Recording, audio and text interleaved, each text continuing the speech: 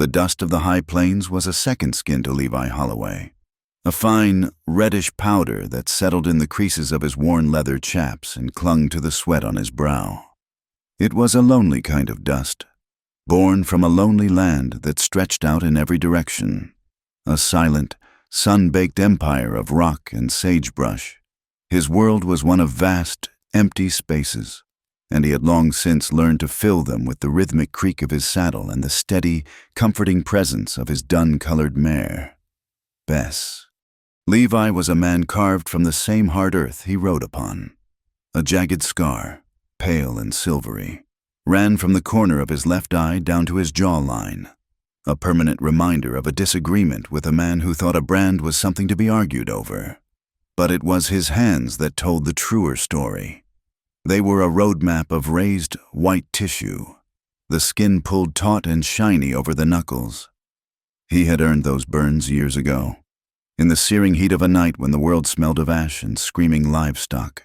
The fire had claimed his family's barn, a structure his father had raised with his own 2 hands, and it would have claimed the herd of terrified longhorns trapped inside if Levi hadn't plunged into the inferno. He'd saved the animals, the core of his family's meager wealth, but the flames had taken their payment from his flesh. He never spoke of it. The pain was a private currency, spent long ago, leaving only the scars as a quiet receipt. His life now was as simple and unadorned as the small cabin he'd built near a stubborn creek at the foot of the Dragoon Mountains. He worked a small claim, pulling just enough gold from the earth to trade for flour, salt, and coffee. He hunted for his meat, tanned his own hides, and spoke more to Bess in a week than he did to other men in a year. Solitude wasn't a punishment for Levi. It was a sanctuary. It was a place where no one stared at his face or flinched from the sight of his hands. It was a place where the past could rest, undisturbed. For 5 years, he had maintained a cautious, unspoken arrangement with the Apache tribe whose territory bordered his own. It was a relationship built not on friendship, but on mutual, pragmatic respect. Once every few months, he would load Bess with expertly tanned deer and bison hides and make the half-day ride to their encampment. He never rode in like a conqueror or a trespasser. He'd stop a quarter-mile out, in plain sight, and wait. A pair of scouts would eventually ride out to meet him, their faces impassive, their eyes missing nothing. They would inspect his goods, and he would state what he needed in the few Apache words he knew, supplemented by the universal language of hand gestures, medicinal herbs for the winter, dried meat that would last for weeks, and, sometimes, a finely woven blanket. The trade was always fair, silent and swift. He was the solitary white man, the NDA, who came not with a rifle raised in aggression, but with goods for barter. They didn't trust him, not fully, but they understood him. He was predictable, and in this land, predictability was a form of peace. This trip felt no different from the dozens before it. The sun beat down with its familiar, relentless heat, and the air was thick with the scent of pine and dry grass. He saw the first wisps of smoke from the campfires long before he saw the teepees themselves, nestled in a wide, protected basin where the creek ran fuller. As he crested the final rise, he pulled Bess to her customary halt and waited. But today, something was different. The air wasn't filled with the usual quiet hum of daily life. Instead, a deep, rhythmic beat pulsed through the ground, a sound he could feel in his chest, the steady, powerful thrum of a ceremonial drum. He saw the entire village was gathered. The usual scouts didn't ride out to meet him. No one did. He was an anomaly, a lone rider on a hill, overlooking a sacred moment he had no right to witness. Panic, a cold and unfamiliar snake, coiled in his gut. To turn and ride away now might be seen as an insult, an act of cowardice or disrespect. To ride forward was to intrude. He was caught between two worlds, a ghost on the edge of a life that was not his own. He dismounted, a gesture of peace, and stood by Bess, his hands resting on her neck, hoping his stillness would be interpreted as respect rather than a threat. From his vantage point, He could see the entire scene laid out below. The people were dressed in their finest ceremonial garments, adorned with beadwork that caught the sun and feathers that danced in the slight breeze. In the center of the large circle of onlookers stood 12 young men. They were warriors, their bodies lean and powerful, their faces painted with the symbols of their clans and their personal strengths. They were the pride of the tribe, the future of their people, and they were all focused on a single figure seated on a raised platform before the teepee of the chief. It was her, Kiona. He didn't know her name then, but he saw her as one sees a hawk against a clear blue sky, a creature of focused grace and undeniable presence. She was the daughter of the chief, Kuruk, a man whose stern face was known even to the distant settlers. She wore a dress of the softest white doeskin, intricately decorated with beads and porcupine quills. Her black hair was parted in the middle, flowing like a dark river over her shoulders. She was the reason for the ceremony, the prize for which these 12 warriors were about to contend. It was her choosing day, the day she would select a husband. Levi felt a profound sense of trespass. This was a moment of deep cultural and personal significance, and he was an unwelcome spectator. He kept his eyes low, focusing on the patterns in the dust, trying to make himself smaller, to fade into the landscape. He was a man who had perfected the art of being unseen, but here, under the wide open sky and the gaze of an entire nation, he felt painfully visible.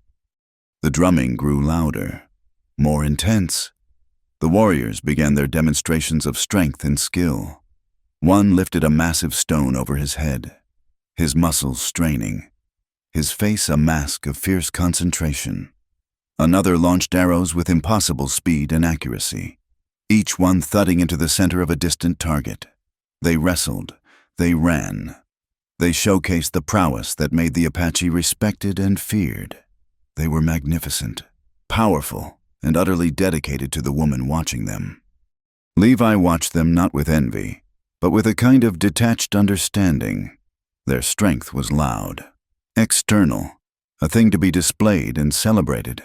His own strength was a quiet, internal thing, forged in solitude and fire. It was the strength to endure, not to conquer. He had no place here. His world was one of shadows. This was a world of blinding sun. He chanced to look up at the chief's daughter.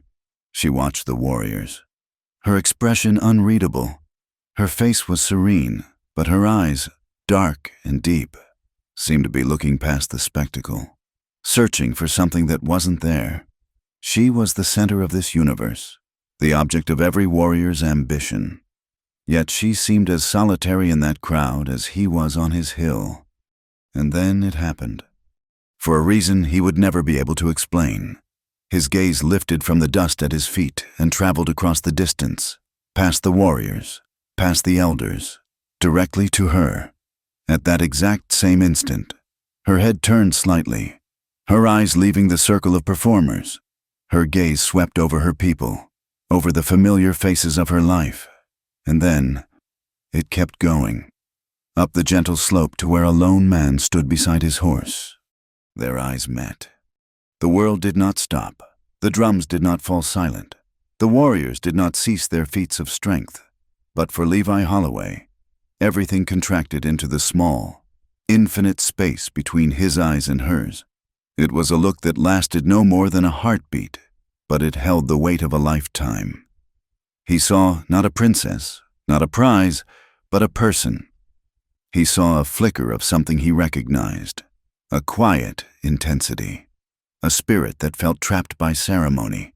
And in his eyes, she must have seen what?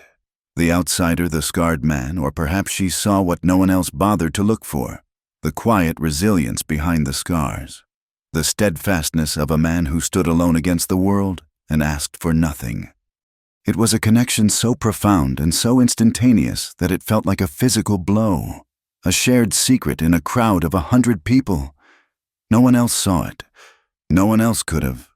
It was a silent conversation held across a valley, a spark jumping a chasm. Then, as quickly as it began, it was over.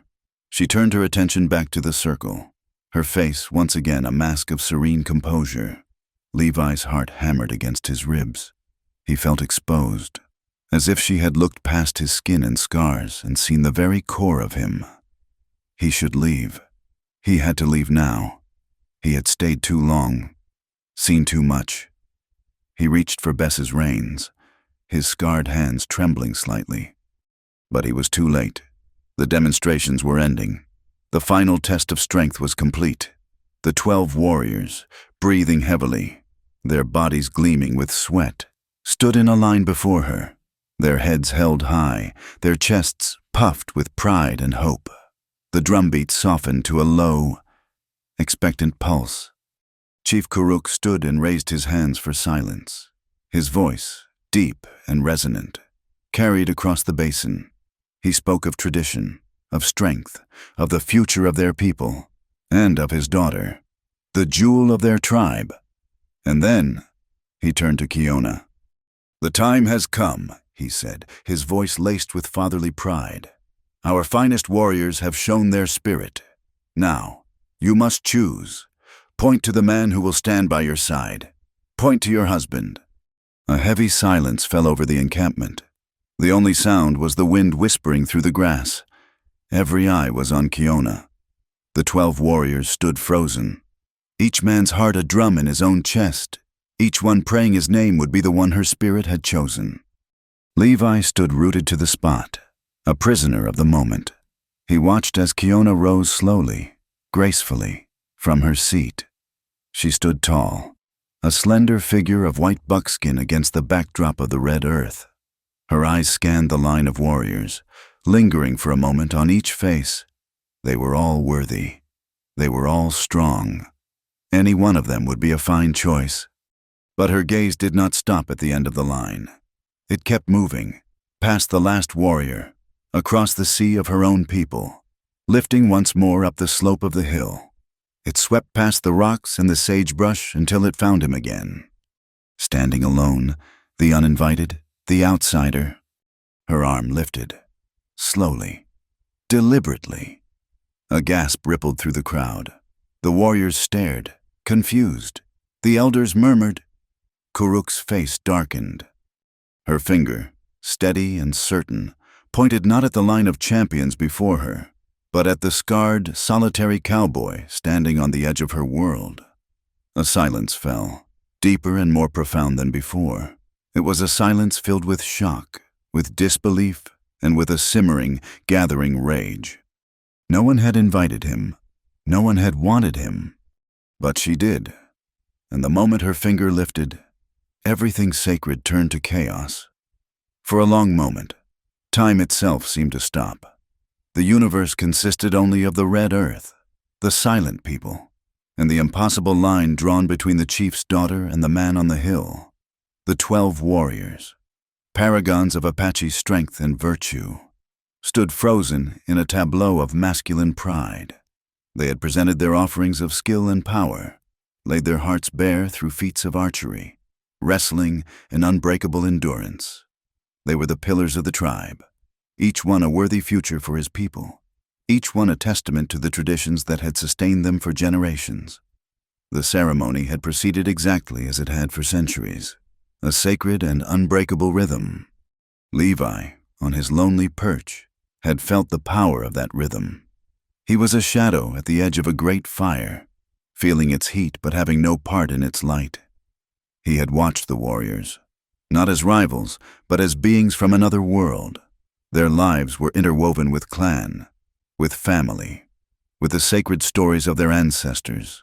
His own life was a single, frayed thread. He was a ghost here, a specter of the world that was slowly encroaching on theirs. And he knew it. His only desire was to conclude his silent trade and retreat back to the familiar embrace of his solitude, to become unseen once more. He had kept his head bowed, his presence minimized, a silent apology for his very existence in this sacred space. Then came the moment of choice, the culmination of the entire day, the point upon which all hope and honor rested. When Kiona rose, a collective breath was held by the tribe. Her movements were imbued with a grace that seemed to speak of the wind flowing through the canyons, deliberate and sure. Her hand lifted, and every eye followed it. The crowd expected it to stop at Takakota. He stood first in the line, a man who seemed carved from the mountain itself. His shoulders were wide, his jaw firm, and his eyes held the confident fire of a man who had never known defeat. He had lifted the heaviest stone. His arrows had flown the truest, and in the wrestling circle, no man had been able to move him. He was the embodiment of Apache strength, and the silent consensus of the tribe had already married him to Kiona. It was a foregone conclusion. But her hand did not stop. It drifted past Takakota's proud, expectant face. It swept over the second warrior, and the third, and the fourth, a slow, inexorable dismissal of each man. A ripple of confusion, a low, questioning murmur, began to spread through the crowd. What was she doing? Was this some new part of the ceremony? The warriors themselves shifted uncomfortably, their proud smiles faltering, replaced by looks of bewilderment. Her arm continued its impossible arc, rising higher, pointing past the last warrior, past the circle of elders, past the entire assembled body of her people. It pointed up the gentle slope, toward the empty space where the sky met the earth. And then they saw him. It was as if he had materialized from the dust and the heat haze. The lone white man, the end-day trader, the ghost. Kiona's finger, unwavering, was aimed directly at Levi Holloway. The silence that fell was not empty.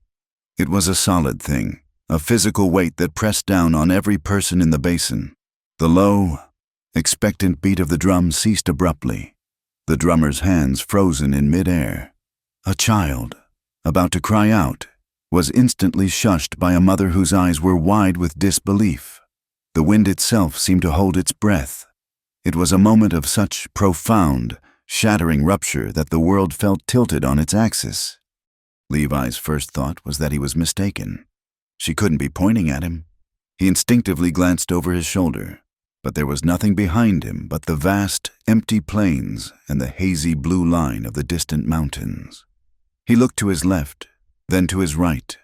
There was only sagebrush and rock, a cold dread, colder than any winter morning, seeped into his bones. He looked back at her, and her eyes were still locked on his, her finger still aimed at his heart like the point of a lance. The spell of silence was broken by a single, guttural sound of disbelief. It came from Chief Kuruk. He took a half-step forward, his face a thunderous mask of confusion and outrage. His jaw worked, but no words came out. His daughter, his pride, had just committed an act so unthinkable it defied comprehension. She had spurned the 12 finest men of her nation, the sons of his most trusted friends and advisors. For him, an outsider, a man with a scarred face and burned hands, whose people were the source of all their troubles, whose very presence was a quiet intrusion. Then the shockwave hit the warriors. The confusion on their faces curdled into raw, undiluted fury. A low growl rumbled through their ranks. This was an insult of the highest order. It was not merely a rejection. It was a repudiation of everything they were. Their strength, their heritage, their honor, all had been weighed against this solitary, ragged white man and found wanting. No one felt the sting more deeply than Takakota. The confident pride in his eyes vanished, replaced by a black, burning fire. The muscles in his neck and shoulders bunched, and his hands, which had been resting loosely at his sides, slowly clenched into fists so tight the knuckles turned white.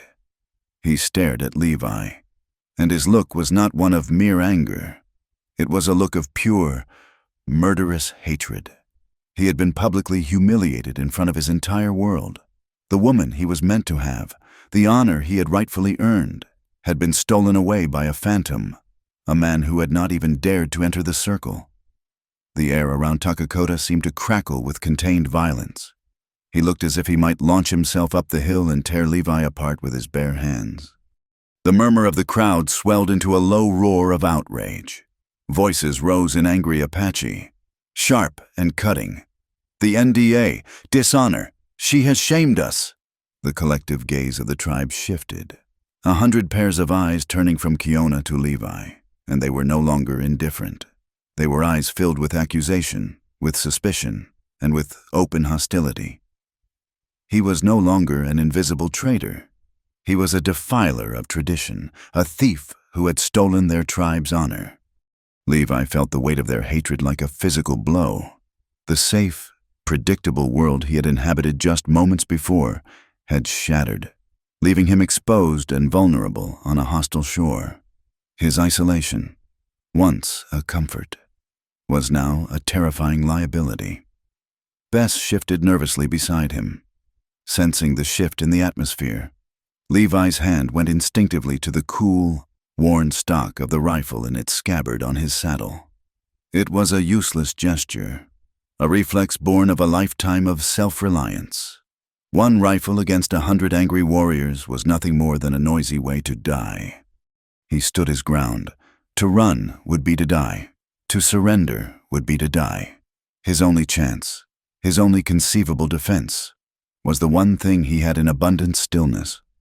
He forced himself to meet their glares, his own face betraying nothing, a mask of calm he did not feel. He dropped his hand from his rifle, letting it hang empty at his side in a clear, deliberate gesture. He would not show fear, and he would not show aggression. He would simply be... Karuk finally found his voice. It was a low, dangerous rumble, like rocks grinding together deep in the earth. "Kiona," he said, the name a wound in the air. "What is the meaning of this? This is no game. The spirits of our ancestors are watching. Choose your husband." He gestured pointedly, commandingly, at the line of warriors. Kiona did not flinch. She did not lower her arm. Her voice, when she spoke, was not loud, but it was as clear and steady as a hawk's cry in the stillness of the afternoon. "I have chosen..." Her words hung in the air, a final, unarguable declaration. She had not made a mistake. This was her will. The camp erupted. The warriors took a menacing step forward, their hands reaching for the knives at their belts. Takakota's face was a terrible sight, a portrait of pure rage. The chief's daughter had pointed her finger, and in doing so, she had lit a fuse. Levi Holloway, the uninvited guest, the man who wanted nothing more than to be left alone, now stood at the heart of the explosion, waiting for the world to tear itself apart. The fury of the tribe was a living thing, a beast of 100 voices roaring in the basin. The warriors, led by the incandescent rage of Takakota, had surged forward, their hands on their weapons, their faces contorted with the sting of profound insult. They were a wall of muscle and menace, held back only by the presence of their chief. Levi stood on the hill, the focal point of all that anger, his hand hovering near Bess's neck, the small, familiar comfort of her warmth, a tiny anchor in a churning sea of hostility. He was a stone in the river, and the current was threatening to tear him loose and dash him against the rocks. Chief Karuk stepped between the warriors and the raised platform where his daughter stood, as serene and unmoving as a winter pine. He raised a hand, not in a plea for calm, but in a command for silence. Such was his authority that the roaring subsided into a low, dangerous growl. He turned, and the look he gave his daughter was one of deep, paternal pain mixed with a cold, simmering anger. "You have brought shame to your father's teepee," he said, his voice low but carrying the weight of a landslide. "You have cast aside the sons of our people, the men who have bled for this tribe, who have hunted to feed our children, who carry the blood of warriors in their veins. You have thrown their honor into the dust." For what his gaze flickered up the hill to Levi, and his lip curled in contempt. For him, a man with no name, no clan, no people, a Enda whose face is marked by his own weakness and whose hands are ruined. "Explain yourself, daughter. Give me a reason why I should not give this man to my warriors and let them wash this dishonor away with his life." The threat was not idle. Levi felt the words like a physical blow. He saw the hungry look in Takakota's eyes, the warrior's barely restrained desire to be the instrument of that cleansing. Kiona met her father's gaze without fear. Her chin was lifted, her posture radiating a certainty that defied the chaos swirling around her. She looked at the 12 warriors, her eyes moving over each of them, acknowledging their prowess and their worth. "I have dishonored no one. My father," she said, her voice cutting through the tension. "I honor the strength of these men. Takakota is as strong as the mountain. Chaitan's arrow flies like the hawk. Each warrior here is a credit to our people, and I know this." She paused, letting her words settle. "But a man's spirit is not measured only by the weight he can lift or the speed with which he can run. The strength that builds a home, that protects a family, that endures the long winter, that strength is quieter. It is not always seen in a ceremony." She turned her head, and her eyes found Levi again. The anger of the crowd seemed to fade into a dull hum for him, lost in the intensity of her focus. "I have chosen this man," she declared, her voice ringing with conviction, "because I have seen the true nature of his spirit. I have seen it when no one else was watching." Karuk's face hardened. "What foolishness is this? You have never spoken to this man. He comes only to trade and then flees back to his lonely shack like a coyote fearing the sun." "I have not spoken to him. It is true," Kiona replied. "But I have seen him 6 months ago, as the last of the snows were melting and the river was a hungry brown serpent. I was on the northern ridge, seeking the first roots of spring." The scene she described began to form in the minds of her people, and the narrative shifted, flowing back in time, seen through her eyes. 6 months earlier, the air had the sharp, clean bite of melting ice. The world was a canvas of brown and gray, not yet awakened to the green of spring.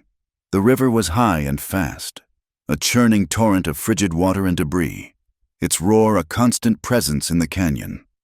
Kiona had been walking along a high trail, her basket half full of woody roots, when a thin, desperate sound had reached her ears, nearly lost in the noise of the water. It was the cry of a calf. She made her way to the edge of the ridge, her moccasins silent on the damp earth, and looked down.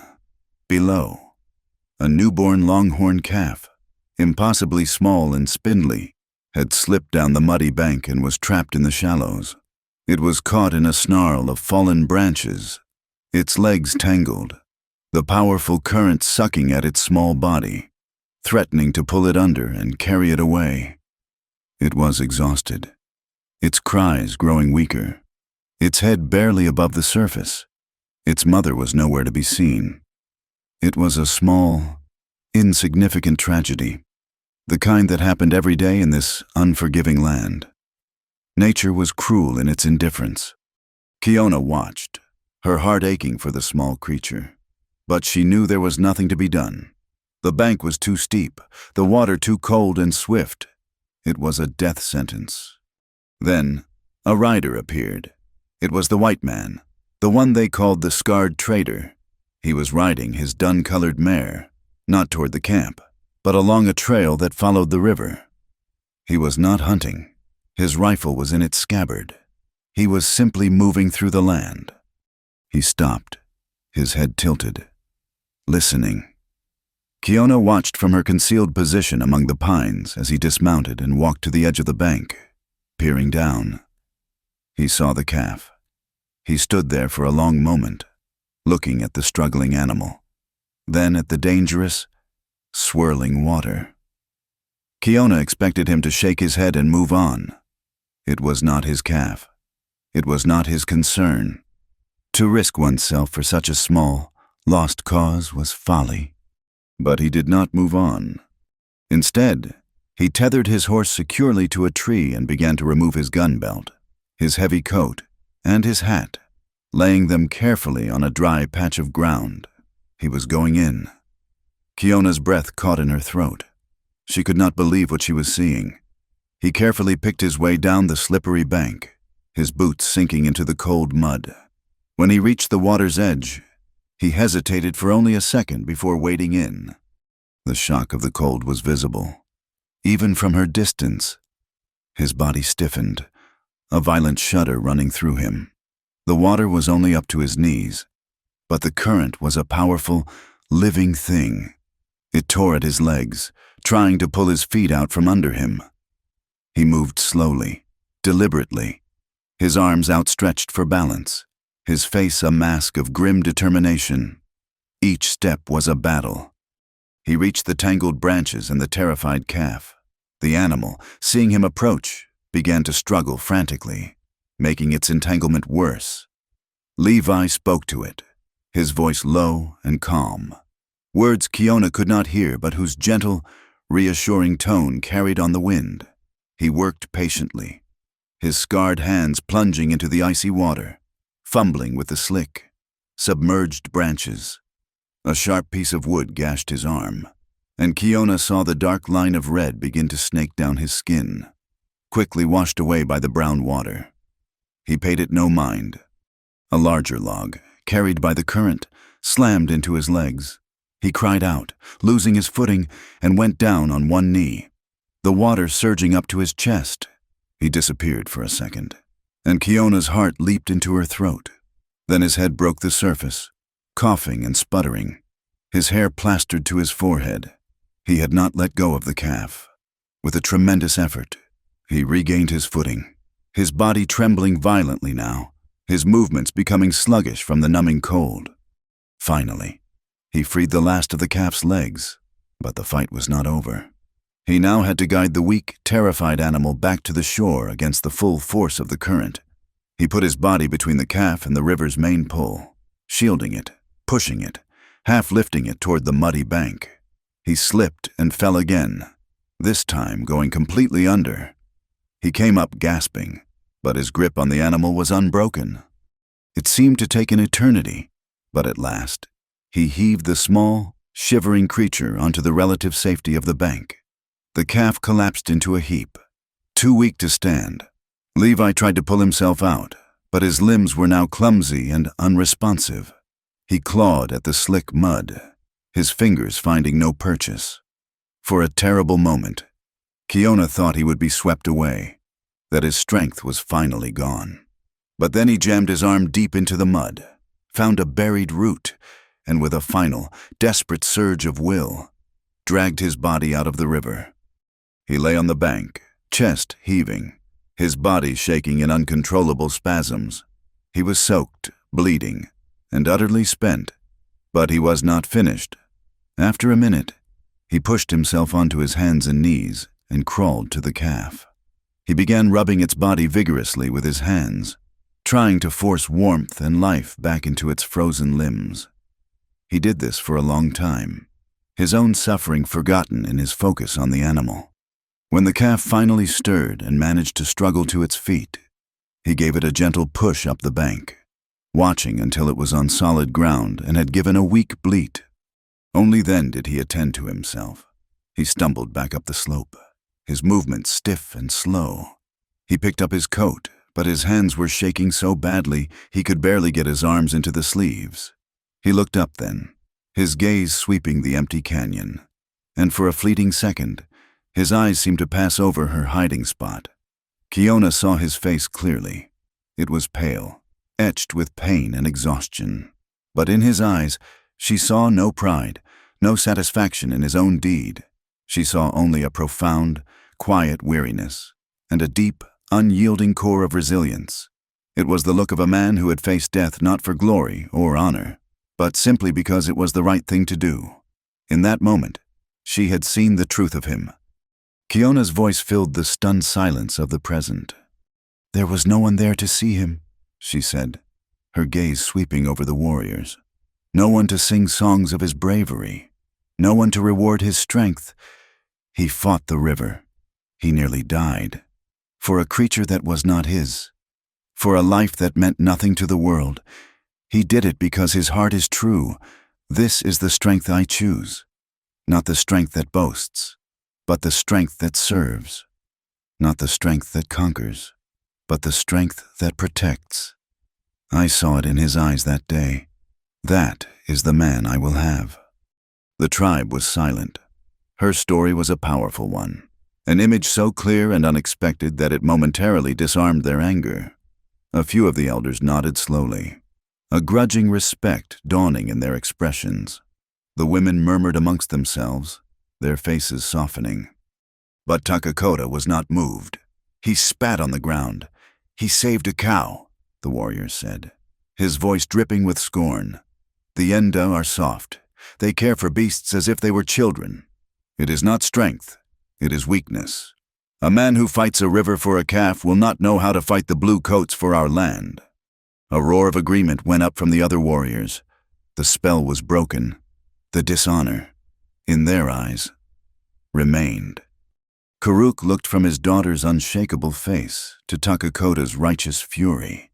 He was trapped between the past and the future, between tradition and his daughter's heart. Her story had touched him, but he could not simply cast aside the laws of his people. He raised his head. His decision made, he would forge a new path. He turned his gaze fully on Levi, who had stood motionless on the hill, a silent witness to his own strange fate. "Your story is heard, my daughter," Karuk announced, his voice booming across the basin. "You have chosen this man for his spirit." He then locked eyes with Levi, a chief's gaze that was both a challenge and a judgment. But the man who marries the daughter of a chief must be more than a kind heart. He must have the strength of the Apache. He must prove he is worthy to stand among us. "So it shall be," Karuk declared to the entire tribe. "The law will be honored. If this outsider, Levi Holloway, wishes to claim his prize, he must earn it. He will face the 3 trials, the trial of stone, the trial of the ghost viper, and the trial of the circle. If he survives, he is worthy. If he fails..." Karuk left the alternative unspoken. It was clear to everyone. Let the spirits be the judge of his worth. He stared at Levi, his question hanging in the air, a final, inescapable challenge. "What say you, and do you accept?" Levi looked down from the hill. He saw the hatred in the eyes of the warriors. He saw the doubt in the faces of the people. He saw the impossible task laid before him. Every instinct for survival screamed at him to get on his horse and ride, to disappear back into the solitude that had always kept him safe. But then he looked at Kiona.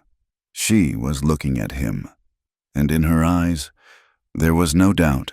There was only a quiet, unwavering faith. She had seen him, the real him, and had risked everything for what she saw.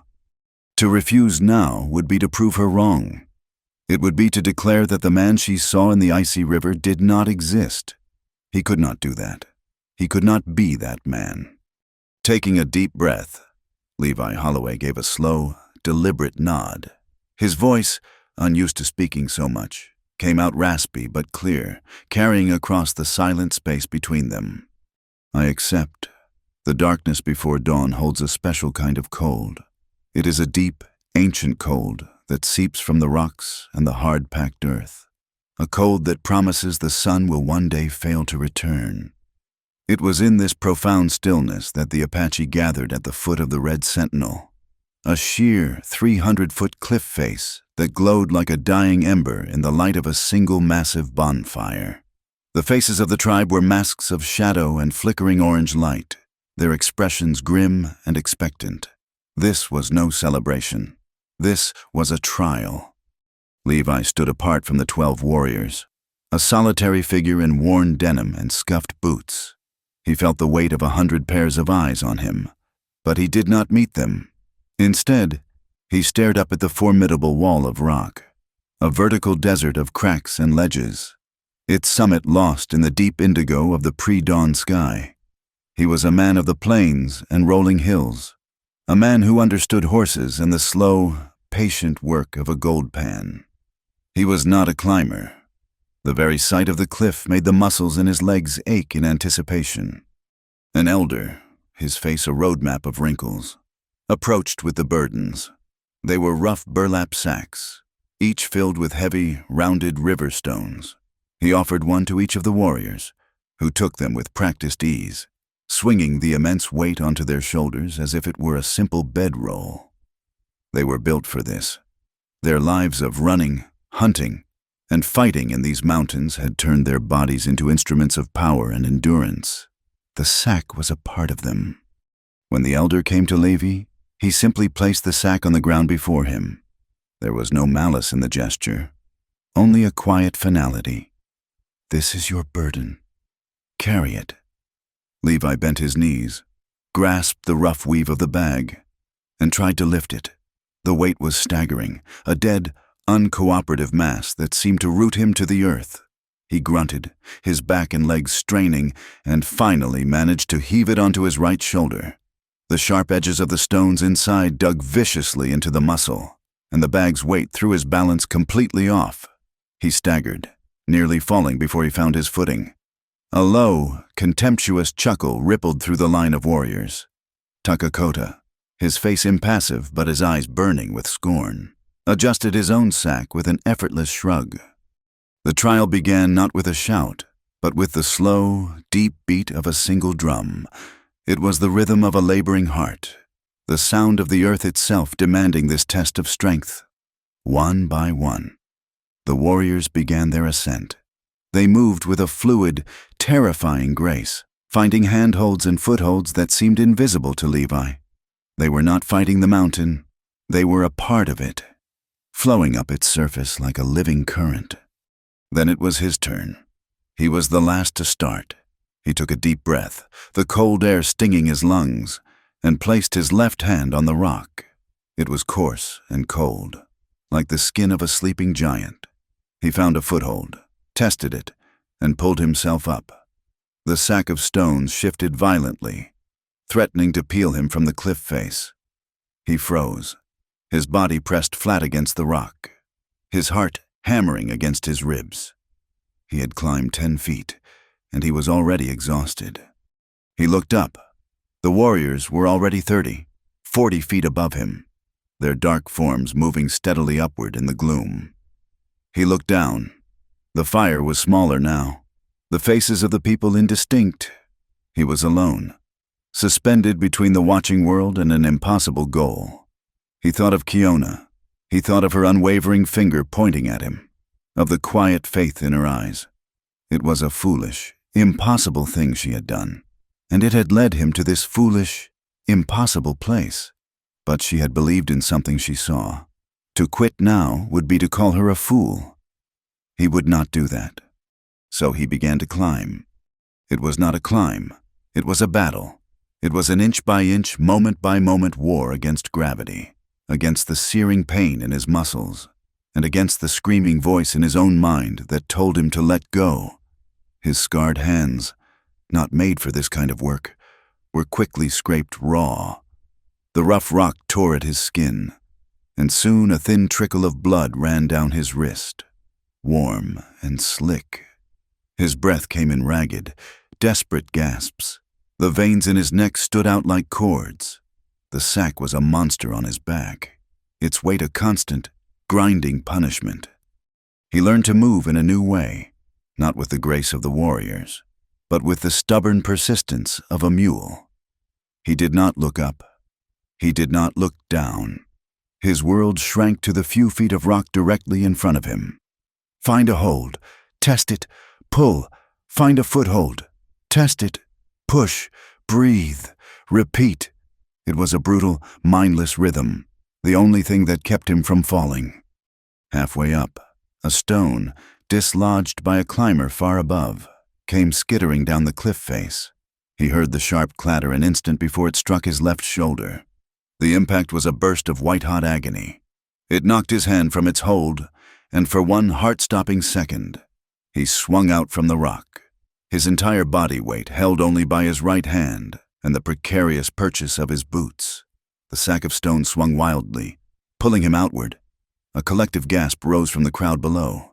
He gritted his teeth, the scar on his face pulling tight, and with a guttural roar of effort, he swung his body back toward the cliff.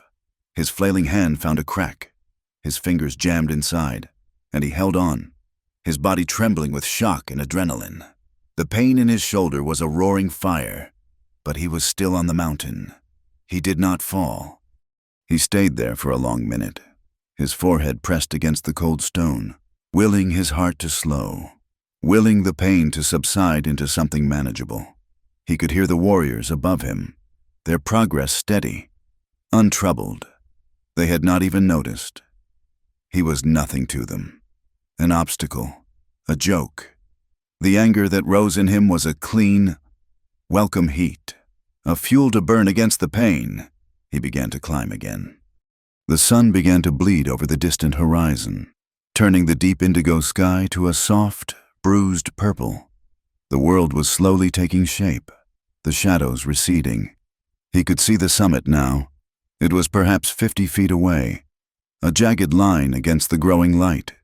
He could also see the warriors. Most of them had already reached the top, casting their sacks down with grunts of satisfaction. A few were just below the summit, their victory assured. He kept climbing, his body a single unified scream of protest. His legs shook uncontrollably. His shoulder was a knot of pure agony. His hands were numb and bloody. But his will was a hard, cold stone in his gut. He had accepted the challenge. He would finish it or die on this rock. He was 10 feet from the top. He could hear the voices of the people below, a low, expectant murmur. He could see the ledge that marked the end of the trial. One more push. He reached up, his fingers raw and clumsy, searching for the final handhold that would allow him to pull himself and his burden over the edge. A pair of moccasins appeared in his line of sight. They were planted firmly on the ledge, blocking his path. He looked up, his eyes blurred with sweat and exhaustion. It was Takakota. The warrior stood there, his own sack already discarded, his arms crossed over his massive chest. His face, illuminated by the first direct rays of the rising sun, was a mask of cold, triumphant hatred. "The trial is for warriors." "Nda," Takakota said, his voice low and hard. "You have a soft heart for animals, but this mountain has no heart at all. It does not care for your weakness. Turn around. Go back down. It is the only way you will leave this cliff alive." Levi's breath sawed in his chest. He looked into Takakota's eyes and saw no mercy, no honor. He saw only a brutal pride that could not bear the idea of Levi succeeding. To fight was impossible. He was depleted, injured, and hanging by a thread. Takakota could flick him off the cliff with one hand. To go down was to fail, to concede, to prove them all right, to prove Kiona wrong. He held the warrior's gaze. Every fiber of his being screamed for rest. The pain was a physical entity, a creature with claws and teeth. He looked at the unyielding rock, at the unyielding man before him, and he made a choice. It was not a choice born of cleverness or strategy, but of pure animal stubbornness. Slowly, carefully, he released his upper hand hold. With excruciating slowness, he lowered his body until he was crouched on a narrow, foot-wide ledge just below Takakota's feet. Then, with the last of his strength, he shrugged the sack of stones from his shoulder, placing it carefully on the ledge beside him. It did not fall. It rested there, a testament to his journey. And then Levi Holloway sat down. He simply sat, his back pressed against the cold stone of the cliff, his legs dangling over the 300-foot drop. He did not speak. He did not plead or argue. He folded his bloody hands in his lap, lifted his chin, and looked at Takakota. His message was clear, written in the silent language of endurance. "I cannot go forward. I will not go back. I will wait." The crowd below, which had been murmuring with anticipation, fell into a stunned silence. They had expected a fight, or a surrender. They had never seen this. It was an act of defiance so passive, so utterly unexpected, that no one knew how to react. Takakota was flabbergasted. His face, which had been a mask of confident superiority, twisted in confusion, then in rage. This was not how it was supposed to go. The white man was supposed to fight and be broken, or to flee in shame. He was not supposed to sit. "Get up," Takakota snarled. "This is not a place for rest. You mock the trial." Levi didn't move. He just watched him, his breathing slowly steadying, his gaze unwavering. He was a battered, bleeding man in ragged clothes. But in that moment, sitting on that narrow ledge, he possessed a strange and profound power, the power of absolute refusal. The standoff continued as the sun climbed higher, flooding the canyon with golden light. It became a silent battle of wills. Takakota, the embodiment of active strength, stood blocking the path. Levi, the embodiment of passive endurance, sat waiting for the path to be cleared. The rules of the trial were simple: climb the cliff with the stone. There was no rule for what to do when a victor blocked the path of another challenger.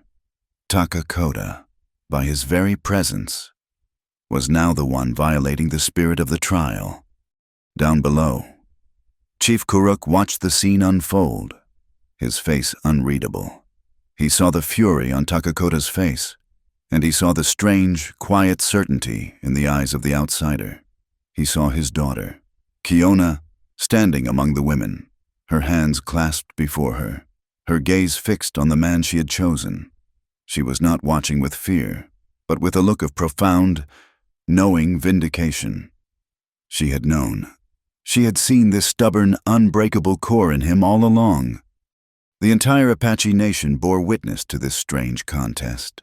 They were watching a man who refused to win by their definition of strength, but who, moment by moment, was proving impossible to defeat. The sun was a great, wounded beast dying on the western horizon, its blood spilling across the clouds in streaks of bruised purple and soft orange. As its light failed, the land gave up its warmth, and the air grew teeth. Long, skeletal shadows stretched from the rocks, and the world began to belong to the things that hunted in the dark. It was at this hour, the moment between the spirits of the day and the spirits of the night, that the second trial began. They stood at the mouth of the Deadwood Gulch. It was a place the tribe avoided, a jagged scar carved into the earth where the rock was rotten and the shadows were deep even at midday. The gulch was choked with the skeletons of ancient trees, their pale, twisted limbs reaching up like the arms of the drowning. The air that drifted from its maw was cool and damp, carrying the scent of decay and a silence that felt heavy and watchful. It was a place of ill omen, home to cougars that hunted on silent paws and the diamondback rattler, the ghost viper whose bite was a swift and certain death. Kuruk stood before the 13 men, the 12 warriors, and Levi, his face, illuminated by the torches that now beat back the encroaching darkness, was as stern and unyielding as the rock around them. "In this gulch," he announced, his voice echoing slightly in the stillness, "we have placed 12 stones. On each stone is carved a symbol, unique to each of you." An elder moved down the line, showing each man a small, flat rock painted with his mark, a hawk's feather for one, a bear's claw for another, a serpent for Takakota. To Levi, he showed a simple, unadorned circle, a symbol of the outsider, the man who stood alone.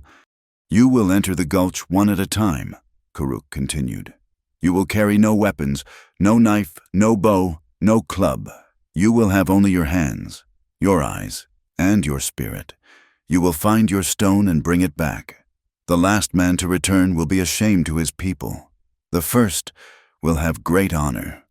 His eyes rested on Levi for a moment, and the implication was clear. The shame would be Levi's to bear. Survival itself was in question. Takakota was chosen to enter first, a place of honor. He cast a look of pure loathing at Levi, a silent promise of a reckoning to come in the darkness, and then disappeared into the gulch without a sound, one by one, at intervals measured by the slow beat of the drum. The other warriors followed, each vanishing into the black maw. Finally, it was Levi's turn. The gazes of the tribe were on him, a mixture of morbid curiosity and cold certainty that he would not return. He handed his coat and gun belt to one of the chief's guards, who took them with a look of distaste. The pain in his shoulder from the first trial was a dull, grinding fire, and his hands, though bandaged with herbs by one of the women at Kiona's quiet insistence, were raw and stiff. His body was a map of deep aches and protesting muscles. He was not a warrior entering the fray. He was a weary traveler being forced into a crypt. He took a breath and stepped past the torchlight into the oppressive dark. The change was immediate and absolute. The air was 10 degrees colder. The silence so profound that the sound of his own blood rushing in his ears was a deafening roar. His boots crunched on loose scree, the sound echoing unnaturally in the confined space. He moved slowly, letting his eyes adjust, his senses on high alert. This was not his world, but he understood its language. He was a man who lived by observation. He noticed the way the moss grew only on one side of the rocks, the subtle trails left by small animals, the places where the ground was unstable. He moved not with a warrior's confidence, but with a prospector's caution. The gulch was a labyrinth of fallen logs and massive, weather-worn boulders. The path twisted and turned, and within 50 feet, the light from the entrance was completely gone. He was in a world of absolute black, guided only by the faint starlight that filtered down from the sliver of sky far above. He could hear things now, the rustle of a dry leaf where there was no wind, the distant cry of a hunting owl, the whisper of something slithering over rock. Every sound was a potential threat. He thought of the warriors ahead of him, moving through this same darkness. Were they hunting for their stones, or were they hunting for him? He focused on the task. The stone would not be in an obvious place. It would be a test of awareness. He ran his raw hands over the surfaces of rocks, feeling their texture. He felt for unnatural shapes, for the carved groove of a symbol. He moved deeper, the sense of being watched growing with every step. He passed a narrow side canyon and heard a low growl from within. A cougar. He froze, every muscle tensed. But the sound faded. The cat was not hunting him. Not yet. He found his stone at the base of a dead cottonwood, tucked into a small hollow where rainwater had pooled and evaporated. His fingers traced the smooth, carved circle. It felt cool and solid in his hand, a small piece of certainty in this world of shadow and threat. He had done it. He had his prize. Now, all he had to do was get out. He turned to retrace his steps, moving with more confidence now. That was his first mistake. As he rounded a large boulder, a figure stepped from the shadows, blocking his path. The faint starlight limned a silhouette of broad shoulders and immense, coiled strength. It was Takakota. "I have been waiting for you." "Nina." The warrior's voice was a low growl, devoid of all emotion save for a cold, bottomless hatred. Levi stopped, his hand clutching the stone in his pocket. He could see that Takakota's hands were empty. He had not yet found his own stone. He had been hunting for a different prize. "The trial is to find the stone." "Takakota," Levi said, his voice steady. "Not to wait in the dark for men to pass." "This is my trial," Takakota said, taking a slow step forward. "The spirits have given me this chance to cleanse the dishonor from my people. Your tricks on the mountain will not save you here. There is no crowd to watch. There is no chief to enforce the rules. There is only you and me and the darkness." "I have no quarrel with you," Levi said, standing his ground. He knew running was useless. Takakota would be on him in 3 strides. "You have no quarrel," Takakota laughed, a harsh, ugly sound. "You stole my honor. You shamed me before the woman I was to have. You stood on that hill, a ghost, and you took everything from me with your silence. You think that is not a quarrel, this ends here. I will take your stone, and I will leave your body for the cougars. They will say you were weak, that the gulch claimed you, and Kiona will marry a warrior." He lunged. It was not a fight. It was an assault. Takakota was a whirlwind of brutal strength. His first blow caught Levi in the ribs, a brutal punch that stole his breath and sent a starburst of pain through his chest. Levi staggered back, crashing into the rock wall. Before he could recover, Takakota was on him, his hands grabbing the front of Levi's shirt, lifting him effortlessly and slamming him back against the rock. Levi's head cracked against the stone, and the world swam in a dizzying haze of black and gray. "You are nothing," Takakota snarled, his face inches from Levi's, his breath hot with rage. He threw another punch, this one to Levi's gut, and Levi collapsed to the ground, gagging for air. He lay there, the taste of blood in his mouth, the pain in his body a raging inferno. He could feel a broken rib shift with every ragged breath. Takakota stood over him, a dark, triumphant god. "Get up," the warrior commanded. "I will not kill you on the ground like a dog."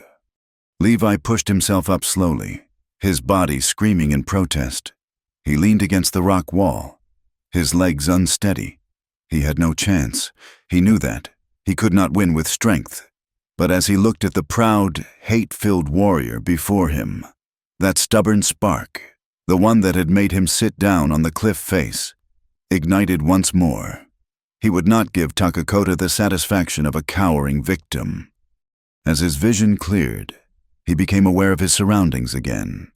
The intense focus of the fight had shut out the world, but now the sounds of the gulch returned, and with them, a new sound, a faint, dry, whispering rattle. It came from a ledge of broken rock just to Levi's right, no more than 5 feet away. A ghost viper, coiled in the darkness, disturbed by their struggle. Takakota, his senses consumed by his rage, had not heard it.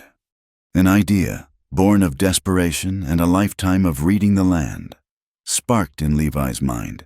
It was a terrible, desperate gamble. "Is this the strength of an Apache warrior?" Levi spat, the words bloody and thick, striking a man who will not fight back. "Where is the honor in that?" Takakota's eyes narrowed. "I will show you honor," he growled. "The honor of a quick death." "No," Levi said, pushing himself off the wall, forcing himself to stand straighter. "You want to prove you are the stronger man, but all you have proven is that you are a bully. Kiona was right. Your strength is just a mask for a weak spirit." It was the perfect bait. He had invoked her name and questioned the very core of Takakota's being. The warrior's face contorted in a mask of pure fury. "You will not speak her name," he roared, and he took a powerful, stamping step forward, ready to deliver the final blow. It was the step Levi had been waiting for. He had deliberately positioned himself so that to reach him, Takakota would have to place his foot on the flat, dark patch of ground right beside the rocky ledge. The rattle exploded, no longer a whisper but a furious, sharp sound like seeds shaking in a dry gourd. Takakota froze, his foot in midair. He looked down. In the faint starlight, he saw the snake, a thick coil of patterned death, its head drawn back. Before he could react, it struck. The fangs, sharp as needles, punched through the deerskin of his moccasin and sank deep into the flesh of his ankle. Takakota screamed. It was not a roar of rage, but a high, sharp cry of pure, mortal terror. He staggered back, shaking his foot violently as if to dislodge the snake, which had already released him and was slithering back into the rocks. He looked down at his ankle, at the 2 small, dark puncture marks that were already beginning to well with blood. He looked up at Levi, his face a mask of disbelief, then horror, then a dawning, terrible understanding. He had been so focused on his enemy in front of him that he had been defeated by the one he couldn't see. He collapsed to the ground, clutching his leg. "You," he gasped, his voice choked with pain and fear. "You did this." Levi stood there, his body a symphony of pain, holding the small, round stone in his pocket. He had won. The trial was his. Takakota was doomed. The ghost viper's venom was swift. In an hour, the warrior would be dead. All Levi had to do was walk away. He could leave his tormentor to his fate, return to the camp, and claim his victory. It would be justice. He looked down at Takakota, who was now writhing on the ground, his face pale with sweat in the starlight. He saw not a proud warrior, but a terrified man facing a lonely, agonizing death. He heard Kiona's voice in his memory, describing what she had seen at the river. Not the strength that boasts, but the strength that serves. Not the strength that conquers, but the strength that protects. To leave Takakota here would be to conquer him. It would be an act of vengeance, not strength. It would make him no better than the man who had just tried to kill him. It would make him a liar to the woman who believed in him. With a deep, weary sigh that sent a fresh wave of agony through his ribs, Levi limped forward and knelt beside his enemy. "Give me your leg," he said, his voice quiet. Takakota stared at him, his eyes wide with confusion and suspicion. "What are you doing?" "I'm trying to keep you from dying," Levi said simply. He ignored the warrior's hesitation, grabbing his ankle firmly. He pulled the knife from the sheath on Takakota's own belt, a knife the warrior was forbidden to carry, a testament to his murderous intent. Without ceremony, Levi made 2 deep, quick cuts over the fang marks, slicing an X's into the swelling flesh. He lowered his head and put his mouth to the wound. He spat the first mouthful of blood and venom onto the ground. It was a bitter, coppery taste. He did it again and again, his own pain forgotten in the grim, urgent task. Takakota watched him, his proud, hate-filled face now a mask of stunned, uncomprehending silence. When Levi could draw no more, he looked up. "We have to get you out of here, now!" He stood, his body protesting every movement, and reached down. He hooked his arm under Takakota's, heaving him to his feet. The warrior was a heavy man, and his leg was now useless. He leaned on Levi, his weight a crushing burden. "I cannot," Takakota gasped, his body already beginning to tremble with the venom's effects. "Yes, you can," Levi said, his voice a low, determined growl. "We're walking out." And so they began the slow, agonizing journey back through the Deadwood Gulch. The man who could not win was now carrying the man who could not lose. Step by painful step, they stumbled through the darkness. 2 broken figures, their hatred and rivalry burned away by the simple, brutal necessity of survival, leaving only the strange, intimate reality of one man saving another. The mouth of the Deadwood Gulch was a place of silent vigil. As the hours crawled by, the initial excitement and anger of the tribe had settled into a thick, watchful tension. The torches hissed and popped, casting long, dancing shadows that played tricks on the eyes. One by one, warriors had begun to emerge from the darkness, their faces pale with strain, their bodies slick with the cold sweat of fear and exertion. The first to return was Chaitin, the archer, his movements as swift and silent as his arrows. He walked into the light, presented his stone to Karuk with a grim nod, and then melted into the crowd, his relief palpable. Others followed, a warrior with a fresh, bleeding scratch down his arm from a close encounter with a cat, another whose leggings were torn, his eyes wide with a story he would not tell. Each man returned alone, a solitary survivor of his own private ordeal in the darkness. With each return, the tribe's collective gaze would shift to the remaining warriors, and then, inevitably, to the dark, empty space where 2 men had yet to appear. 11 warriors had returned. 11 stones lay at the chief's feet. Only Takakota, their champion, and Levi, the outsider, remained in the gulch. The drum, which had been beating a slow, steady rhythm, fell silent. The tension in the air became a sharp, brittle thing. The warriors murmured amongst themselves, their expressions hardening. The white man was weak, injured. He had surely perished, or fled in terror. But Takakota, he was the strongest among them. For him to be delayed this long was unthinkable. Unless, the dark thought took root and spread through the crowd, the outsider had done something. He had used some kind of trickery, some white man's treachery, to harm their champion. A low growl of anger started to build again. Takakota was more than just a warrior. He was a symbol of their strength, their pride. An attack on him was an attack on the soul of the tribe. Just as Karuk was about to send 2 men into the gulch to investigate, a sound came from the darkness. It was not the confident stride of a returning warrior. It was a slow, agonizing scraping sound, the sound of a heavy weight being dragged over loose rock. Every head turned, the torchlight seemed to stretch, probing the shadows. Two figures emerged, locked together in a grotesque embrace. They were a single, stumbling creature of pain and exhaustion, lurching into the light. The tribe gasped as one. It was Levi. His face was a swollen, bruised mess, a fresh cut bleeding freely from his lip. His shirt was torn, and he held one arm tight against his ribs, his every breath a shallow, painful gasp. He was battered, broken, and looked to be on the verge of collapse. But he was not alone. Leaning on him, his full weight supported by the outsider's injured frame, was Takakota. The great warrior's face was a deathly gray, beaded with a sheen of cold sweat that glistened in the firelight. His eyes were unfocused, his head lolling on his shoulders. One of his legs dragged uselessly behind him, his moccasin dark with blood. He was shivering violently, muttering words without meaning, his body succumbing to a poison that was clearly shutting it down. For a moment, the entire tribe was frozen in a state of profound, collective shock. The image before them was impossible.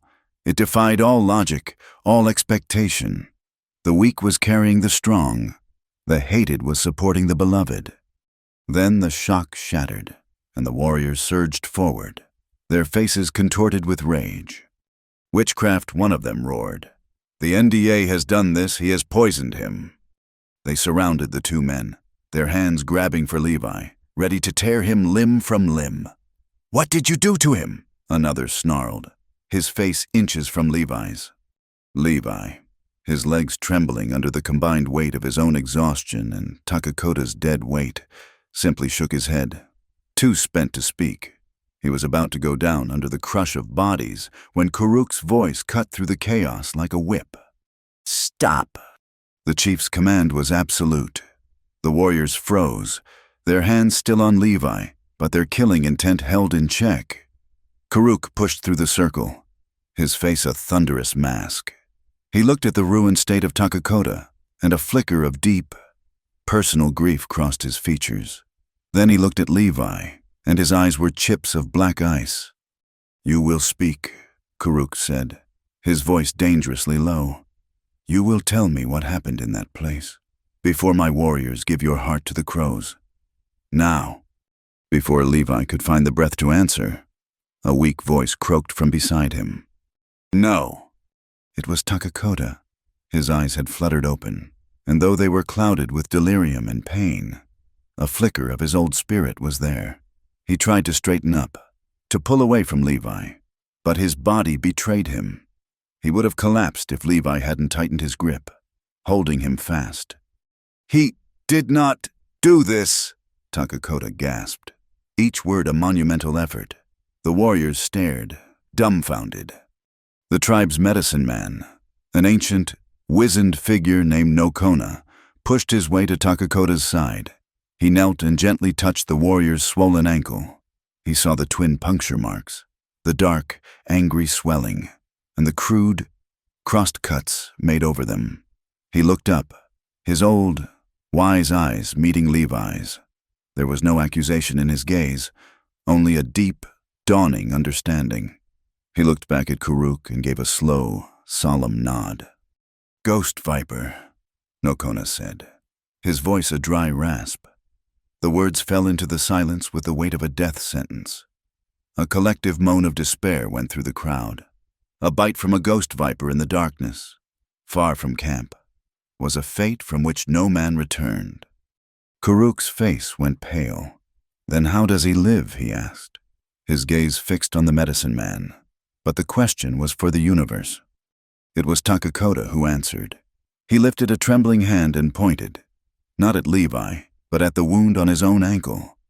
He did this," the warrior whispered, his voice gaining a strange, feverish clarity. He was looking at Levi now, and the hatred in his eyes was gone, replaced by a raw, naked confusion that was more shocking than any rage. "The snake, it struck me in the dark. I was falling. The poison, a fire in my blood." He took a ragged breath, his body shuddering.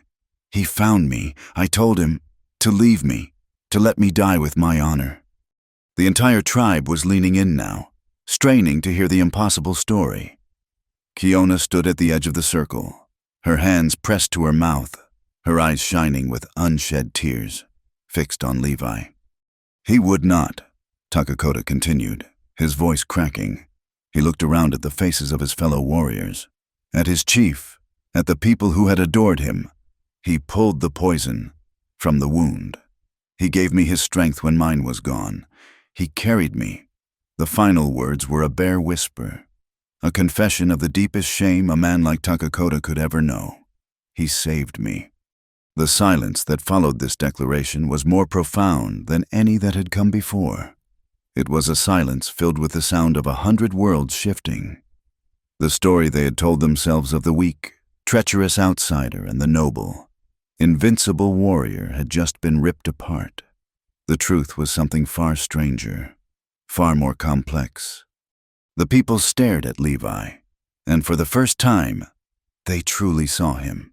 They saw not the Enda, not the scarred traitor, but the man Kiona had spoken of, the man who fought a frozen river for a lost calf, the man who had faced down their champion's rage on a cliff face not with violence, but with an impossible patience.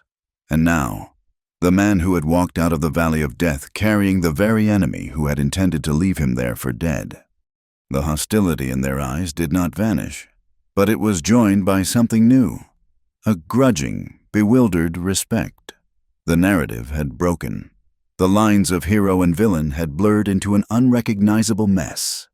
Levi, unaware of the monumental shift he had caused, gently lowered Takakota to the ground as the medicine man and his helpers rushed forward with poultices and bitter-smelling teas, freed of his burden. Levi's own injuries screamed for attention. He swayed on his feet, the world tilting violently, and he might have fallen had a hand not reached out to steady him. He looked up. It was one of the other warriors, a man who had been glaring at him with pure hatred just moments before. The warrior's face was unreadable, but he did not let Levi fall. Karuk stood over his daughter's chosen, a storm of conflict in his eyes. He had seen proof of the man's spirit, a proof so undeniable it shook the foundations of his own certainty. This outsider possessed a different kind of strength, a kind their trials were not designed to measure. He had shown compassion in the face of hatred, courage in the face of death. He had earned a great honor. But the law was the law. The traditions were the bedrock of their people, the things that held them together in a changing world. To set them aside, even for a good reason, was to invite chaos. The trials were sacred. They had to be completed. He looked at Levi, who was now being tended to by one of the women, who was gently cleaning the cut on his face. He saw the deep exhaustion in the man's bones, the pain etched around his eyes, the way he favored his ribs. The man was half broken, and what he was about to command would likely finish the job, but it had to be done. "The outsider has shown a spirit worthy of respect," Karuk declared, his voice once again booming with the authority of a chief, silencing the murmurs of the crowd.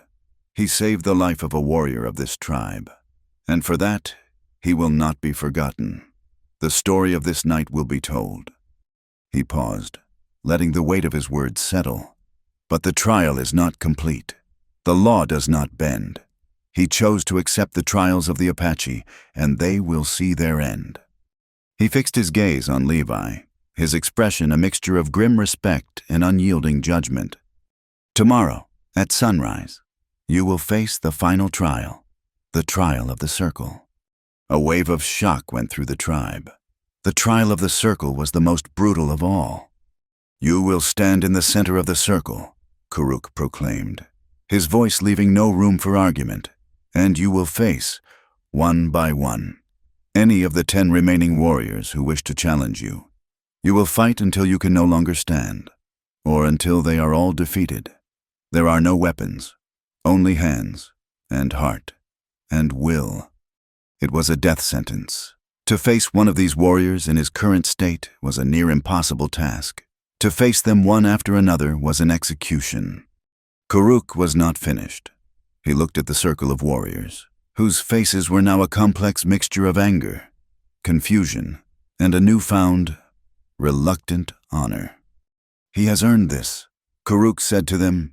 "He will face you not as a hated outsider, but as a man who has proven his courage.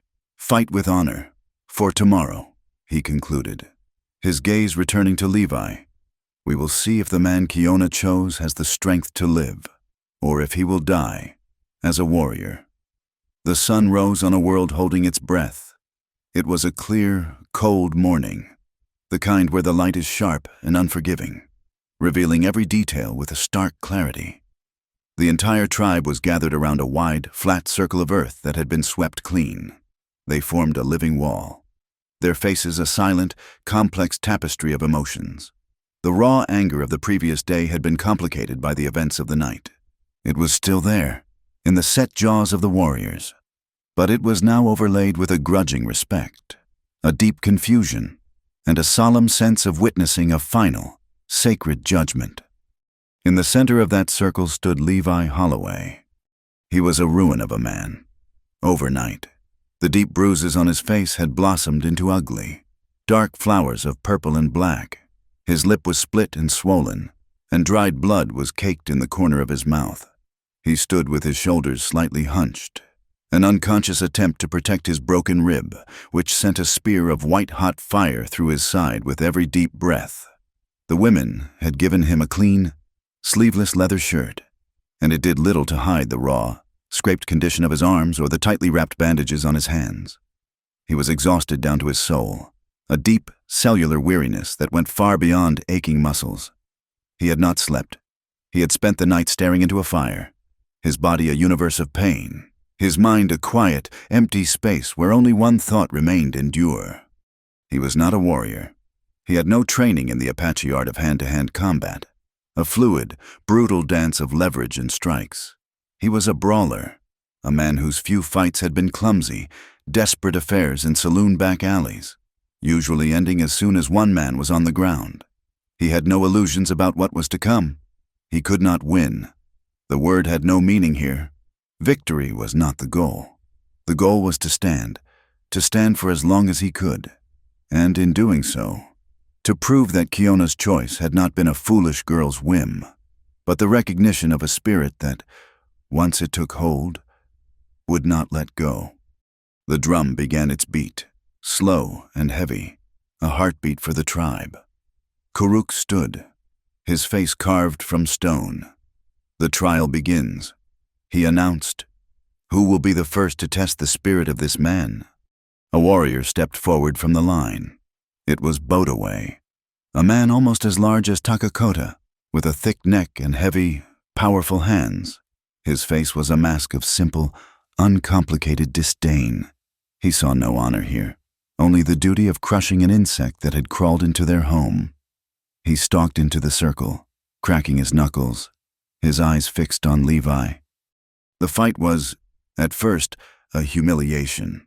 Bodaway moved with a confident, rolling gait, and his first blow was a heavy, open-handed slap that sent Levi staggering back, his ears ringing. Levi had no defense. He was too slow, too hurt.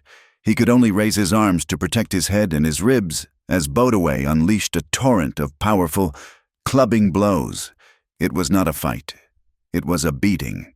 The crowd was silent, watching the brutal, one-sided affair. Levi went down. A heavy fist to his gut drove the air from his lungs and folded him in half. He collapsed to his knees, gasping, the dust of the circle filling his nostrils. Bodaway stood over him, a contemptuous sneer on his face. "This is the man you chose," he called out, his voice dripping with scorn, though he did not look at Kiona, a sack of bruised meat that cannot even stand. From somewhere deep inside, Levi found a reserve he didn't know he had. It wasn't strength. It was something older and harder. It was stubbornness. He placed his bloody hands on the earth and pushed himself back up, his legs shaking violently. He stood, spitting a mouthful of blood and dust onto the ground, and raised his fists once more. The sneer on Bodaway's face faded slightly, replaced by a flicker of annoyance.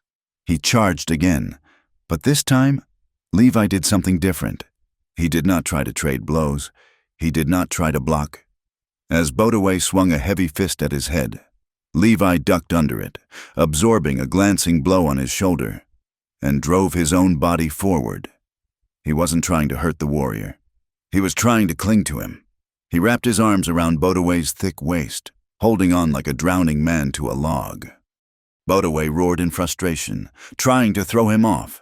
He pummeled Levi's back and sides, but Levi held on, his face pressed against the warrior's chest, making himself a dead, unmovable weight. It was an ugly, desperate strategy. It was the strategy of a man who knew he could not win, only endure. Bodaway was immensely strong, but his strength was designed for explosive bursts, for throwing and striking. He was not used to this grinding, suffocating resistance. He began to sweat, his breathing growing heavier as he tried to dislodge the leech-like man clinging to him. Finally, with a great heave, he threw Levi off. Levi stumbled and fell, rolling in the dust. But he had accomplished his goal. He had weathered the first storm, and he had stolen some of the warrior's wind. The fight continued in this pattern. Bodaway would attack, a flurry of powerful but increasingly wild blows. Levi would absorb what he could, duck and clinch, forcing the bigger man to expend his energy in wrestling and grappling. It was a victory of attrition. Levi was being systematically taken apart, piece by painful piece. But Bodaway was visibly tiring, his powerful charges becoming slower, his punches losing their bone-jarring force. The end came unexpectedly. Bodaway, his chest heaving, his face slick with sweat, lunged forward in a final, frustrated rush. Levi, anticipating it, sidestepped at the last possible second. It was a clumsy, desperate move, but it was enough. Bodaway, his momentum unchecked, stumbled past him. As he did, Levi stuck out his foot. It was a simple, back-alley trick, not a warrior's move. The exhausted warrior tripped, his balance gone, and crashed face first into the hard-packed earth. He lay there for a moment, stunned and winded. Before he could rise, Levi was on him, not with a fist, but by simply laying the weight of his own broken body across the warrior's back, pinning him to the ground. Bodaway struggled for a moment, then lay still, his face in the dust. He had not been knocked out. He had been exhausted, defeated by a man who had done little more than refuse to break. Levi pushed himself off and staggered back to the center of the circle. A low murmur went through the crowd. It was not a cheer. It was a sound of bewilderment. An elder stepped forward. "The first challenger is defeated," he announced, his voice flat. Levi stood there, swaying, his chest a burning agony. He had won, if it could be called that, and he knew, with a sinking certainty, that he had nothing left. "Who is next?" the elder called. Chaitin, the archer, stepped into the circle. He was the opposite of Bodaway. He was lean and quick, his body built for speed, not for brute force. He moved with a dancer's grace, and his face was grim with a sense of duty. This fight was different. Chaitin did not try to bludgeon Levi. He was too fast. He circled Levi, light on his feet, peppering him with quick, stinging strikes. A jab to the face that snapped Levi's head back. A quick kick to his leg that nearly buckled his knee. A sharp blow to his already broken rib that made Levi cry out in a strangled gasp. It was like being stung to death by a swarm of angry hornets. Levi couldn't land a blow. He couldn't even get close enough to clinch. He was being dismantled with surgical precision. He went down again, this time from a series of rapid blows to the head that left him dizzy and disoriented. The world was a spinning blur of brown earth and blue sky. He could hear the drum, a distant, fading thunder. He could hear the voice of the elder, asking if he yielded. The thought was a blessed relief. To yield, to let the pain end, to sleep. Then he saw her. Through the legs of the crowd, he saw Kiona. She was not looking at him with pity. She was looking at him with the same fierce, unwavering belief he had seen on the first day. She believed. He could not yield. He rolled over, got his hands and knees under him, and pushed. The world righted itself, swaying violently. He was on his feet. Just barely. He couldn't see straight. He raised his hands, a purely instinctual gesture of defense. Chayton came in for the finish. He saw his opening, the defenseless man swaying before him. He moved in, his fist drawn back for the final, decisive blow. But as he committed, Levi did the only thing he could. He stopped trying to fight, stopped trying to defend, and simply fell forward. It was a dead-weight collapse, a surrender to gravity. Chayton, expecting resistance, was caught completely by surprise. Levi's collapsing body crashed into his legs, tangling them up. The swift, graceful warrior, his balance destroyed, went down hard, with Levi on top of him. The fall was awkward, and Chayton's head struck the packed earth with a sickening thud. He was dazed. His senses scrambled for only a second, but it was enough.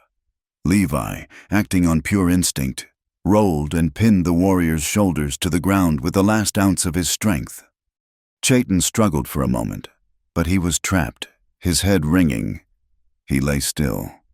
"The second challenger is defeated," the elder's voice announced, now laced with a note of pure disbelief.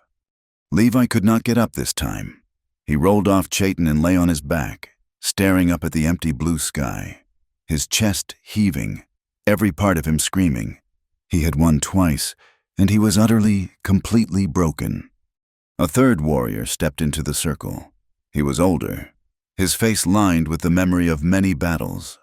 He looked at the ruined man on the ground, and there was no anger in his eyes, only a deep, weary sadness.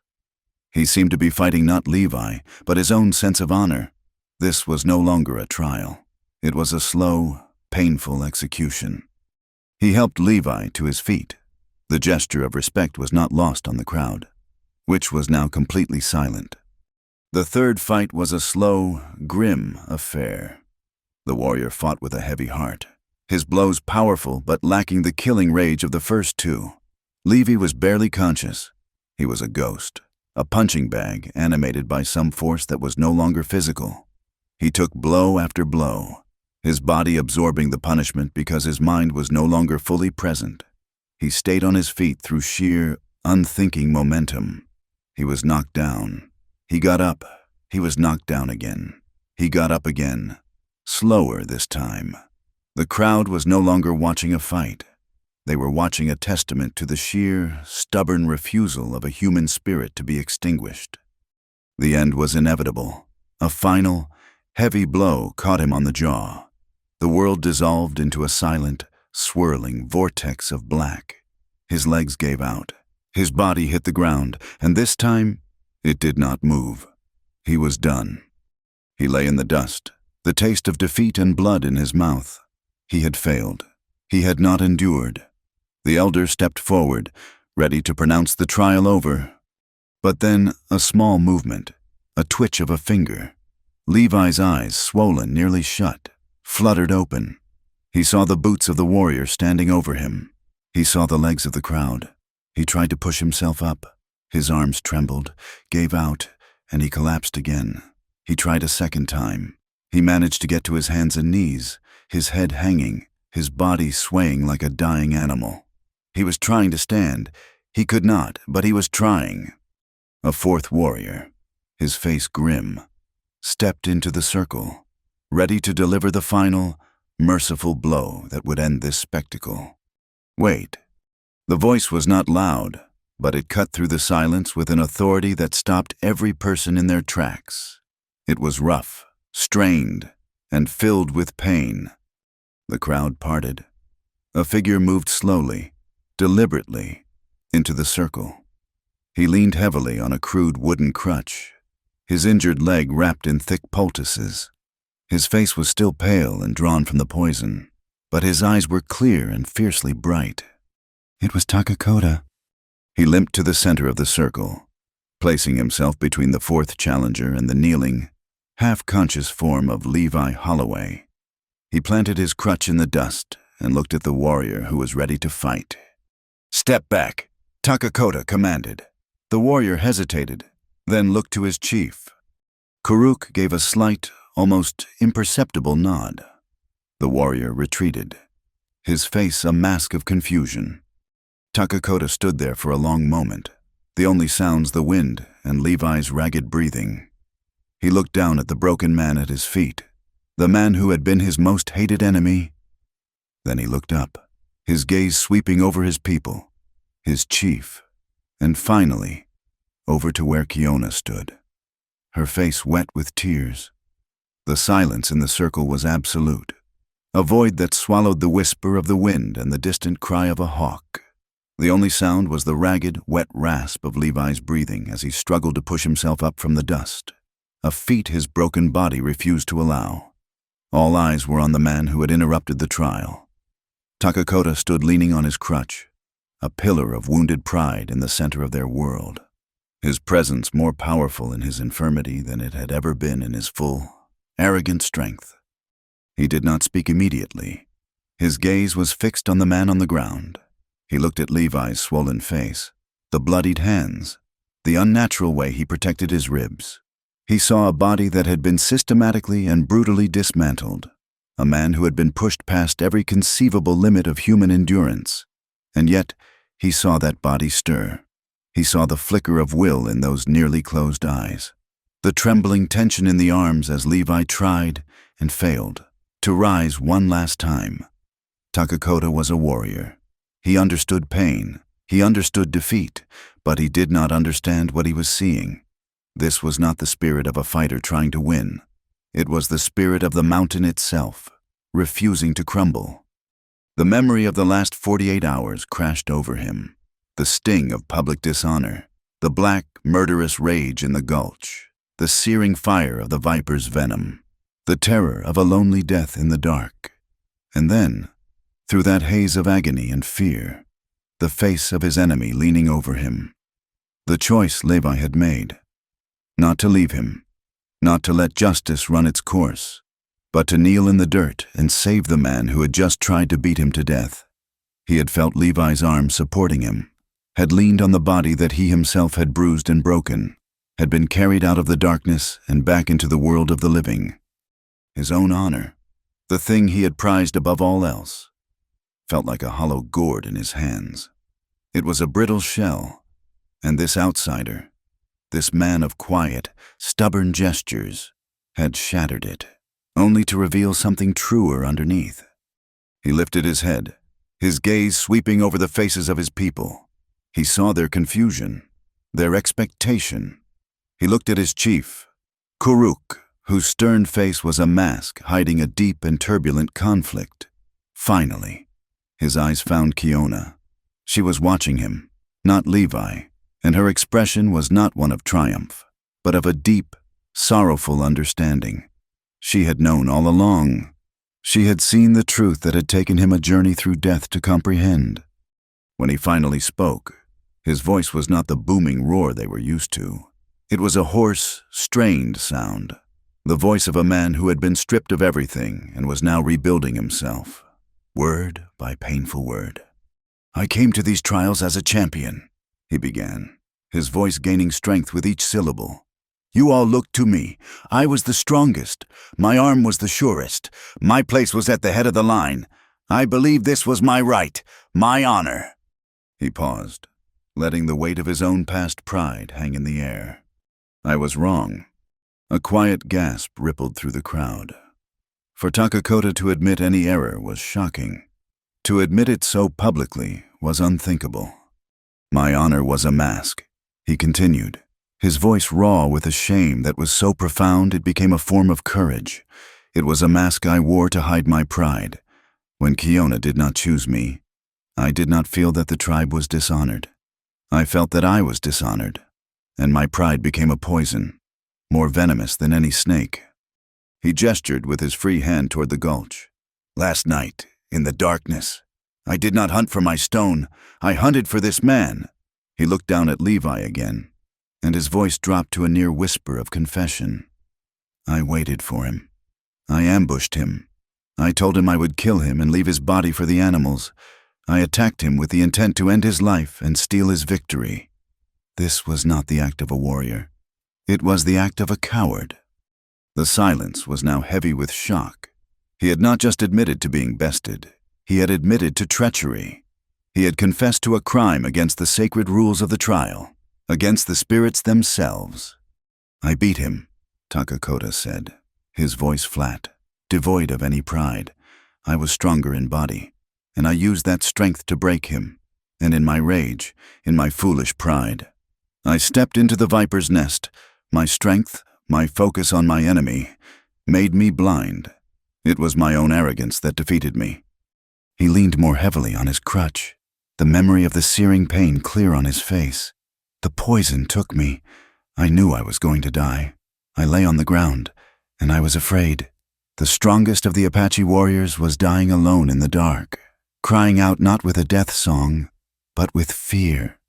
He lifted his head again, forcing himself to meet the eyes of his people, to let them see the full, unvarnished truth of his failure. And this man, the man whose life I had just tried to take, the man whose ribs I had likely broken with my own fists, he knelt beside me. He took my own knife, the one I carried against the rules, and he cut the poison from my leg. He put his mouth to the wound that was meant for him. He took my death into his own body and spat it into the dirt. He paused, his chest heaving with the effort of the confession. He saved the life of the man who came to kill him. He looked around the circle, his gaze lingering on the other warriors. "We are taught that strength is the power to conquer. We test it by lifting stones, by running, by fighting. We believe a warrior's purpose is to defeat his enemies." His voice began to rise, filled with a new, hard-won conviction. "This man has taught me that we are wrong. He did not defeat the mountain, he endured it. He did not defeat the darkness of the gulch. He moved through it with a quiet spirit, and he did not defeat me, his enemy. He saved me."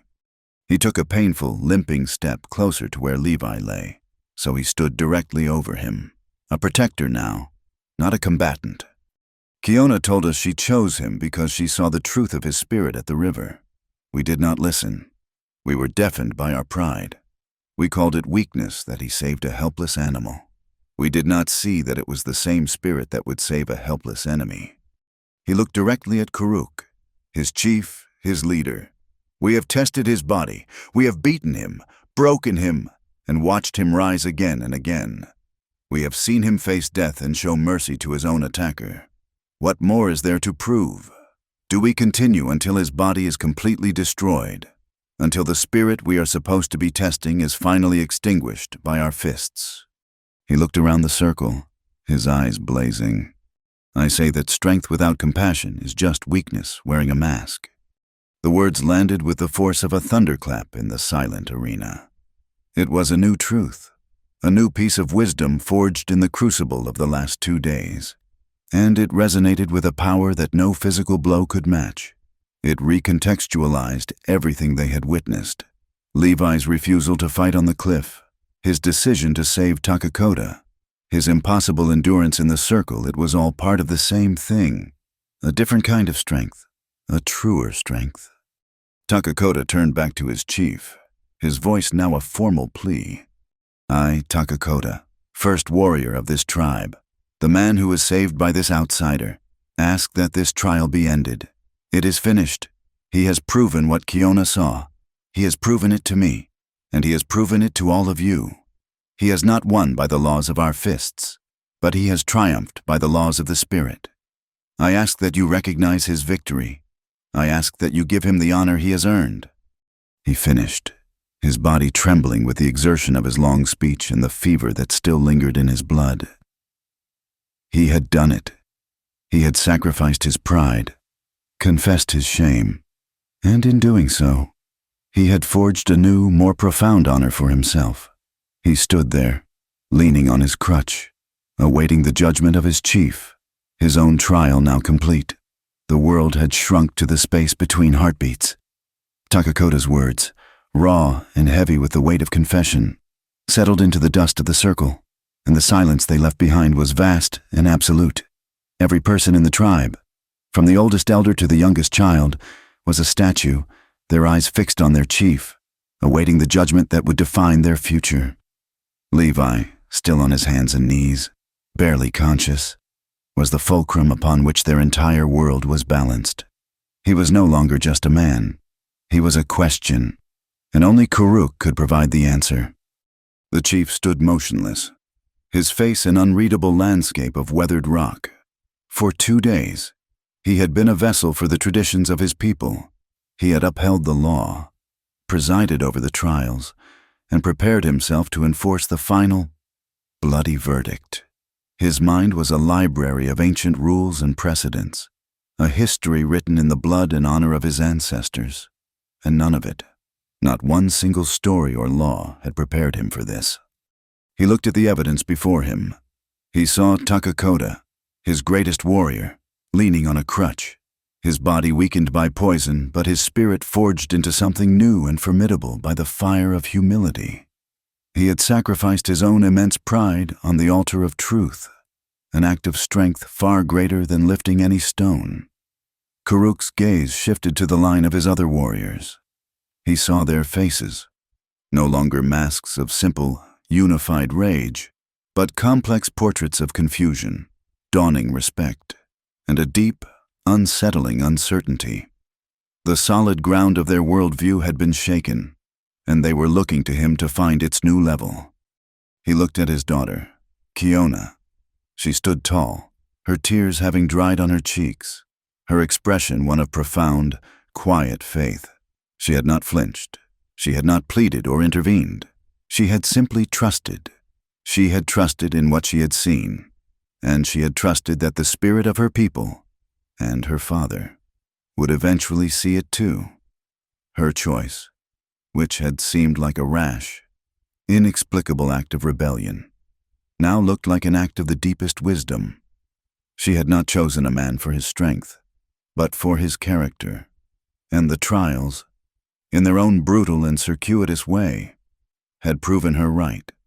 Finally, his eyes came to rest on Levi, the outsider, the NDA. He lay broken in the center of their world, a testament to the tribe's physical supremacy. By every traditional measure, he had been vanquished. He was a ruin of flesh and bone. But Kuruk saw beyond the bruises and the blood. He saw the spirit that Takakota had spoken of. He saw the man who had sat down on a cliff and defeated his opponent with sheer, unyielding patience. He saw the man who had faced death in a dark gulch and chosen mercy over vengeance. He saw the man who, even now, with nothing left in his body, was still trying to rise. He was not rising to fight. He was rising because to be on the ground was to quit. And that was a thing this man's spirit did not know how to do. The law was the law, but the law was a tool designed to serve the spirit of the people, to ensure their strength and survival. What if, Kuruk thought, the definition of strength was larger than they had ever imagined? What if compassion was not the opposite of strength, but its truest, most essential component? What Takakota had said echoed in his soul. Strength without compassion is just weakness wearing a mask. In that moment, Kuruk understood. To continue the trial, to allow another warrior to strike this man, would not be an act of law. It would be an act of tribal weakness. It would be a confession that their traditions were so brittle they could not bend to accommodate a greater truth. He moved. His stride was slow, deliberate, each step a decision. He walked from his place of authority and entered the circle, the dust puffing around his moccasins. He walked past Takakota, placing a hand briefly on the warrior's shoulder in a silent acknowledgement of his courage. He came to a stop before the fourth challenger, the man waiting to end the fight. "The trial is over," Kuruk said, his voice quiet but carrying to the furthest edge of the crowd. He then knelt, an act that shocked his people. A chief did not kneel. He knelt beside Levi, looking down at the battered face. He saw the scar, the burns on the man's hands, the map of a hard and lonely life. And for the first time, he saw not a threat, but a reflection of the same endurance that had allowed his own people to survive in this harsh land.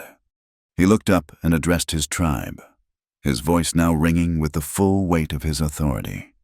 My daughter was given a choice, he declared, his gaze sweeping over them all. She was asked to look into the hearts of warriors and find the one who would be a future for our people.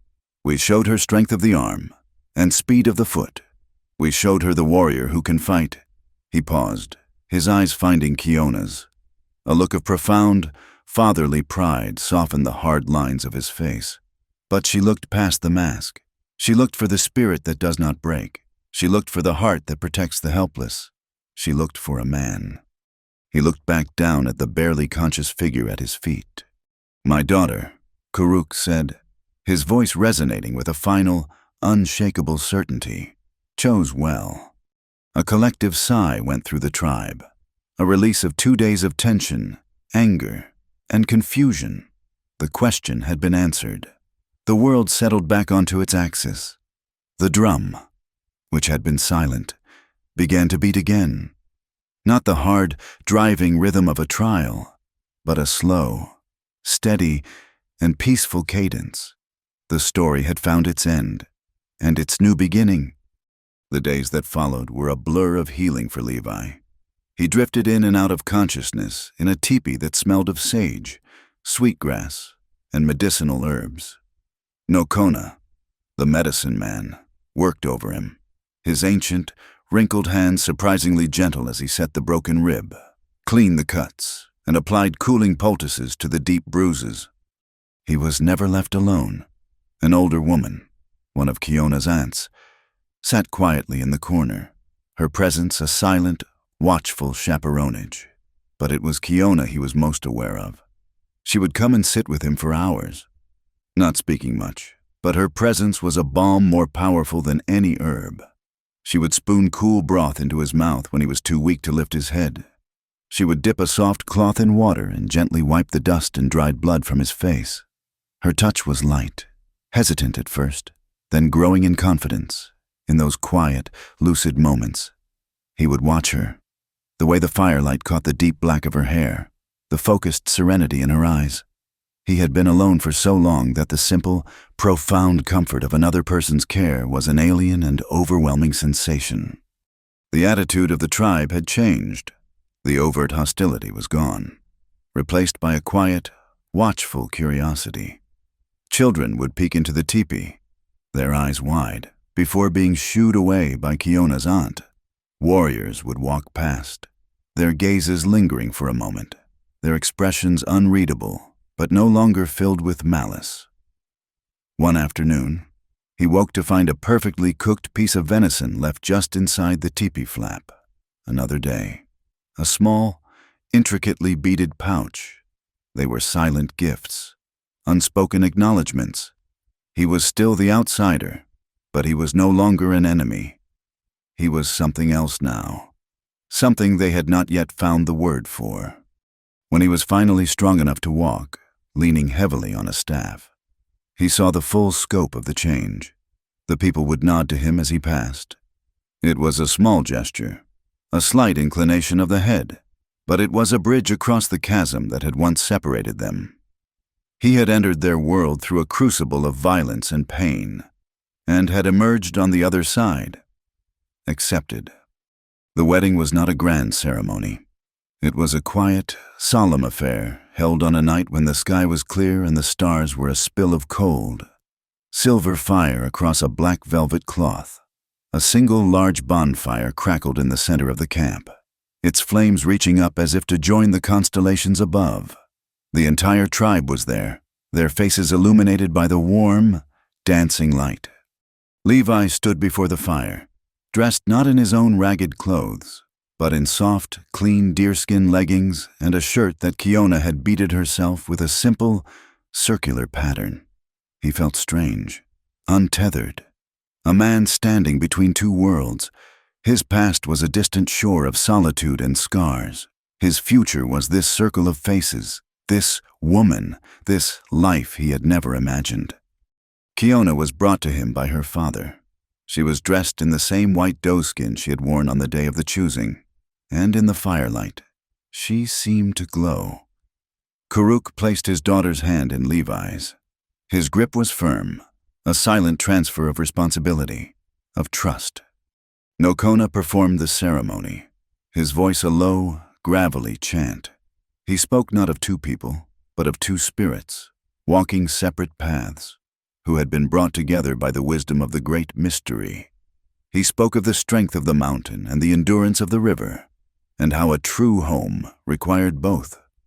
They drank from the same clay cup, a symbol of the life they would now share.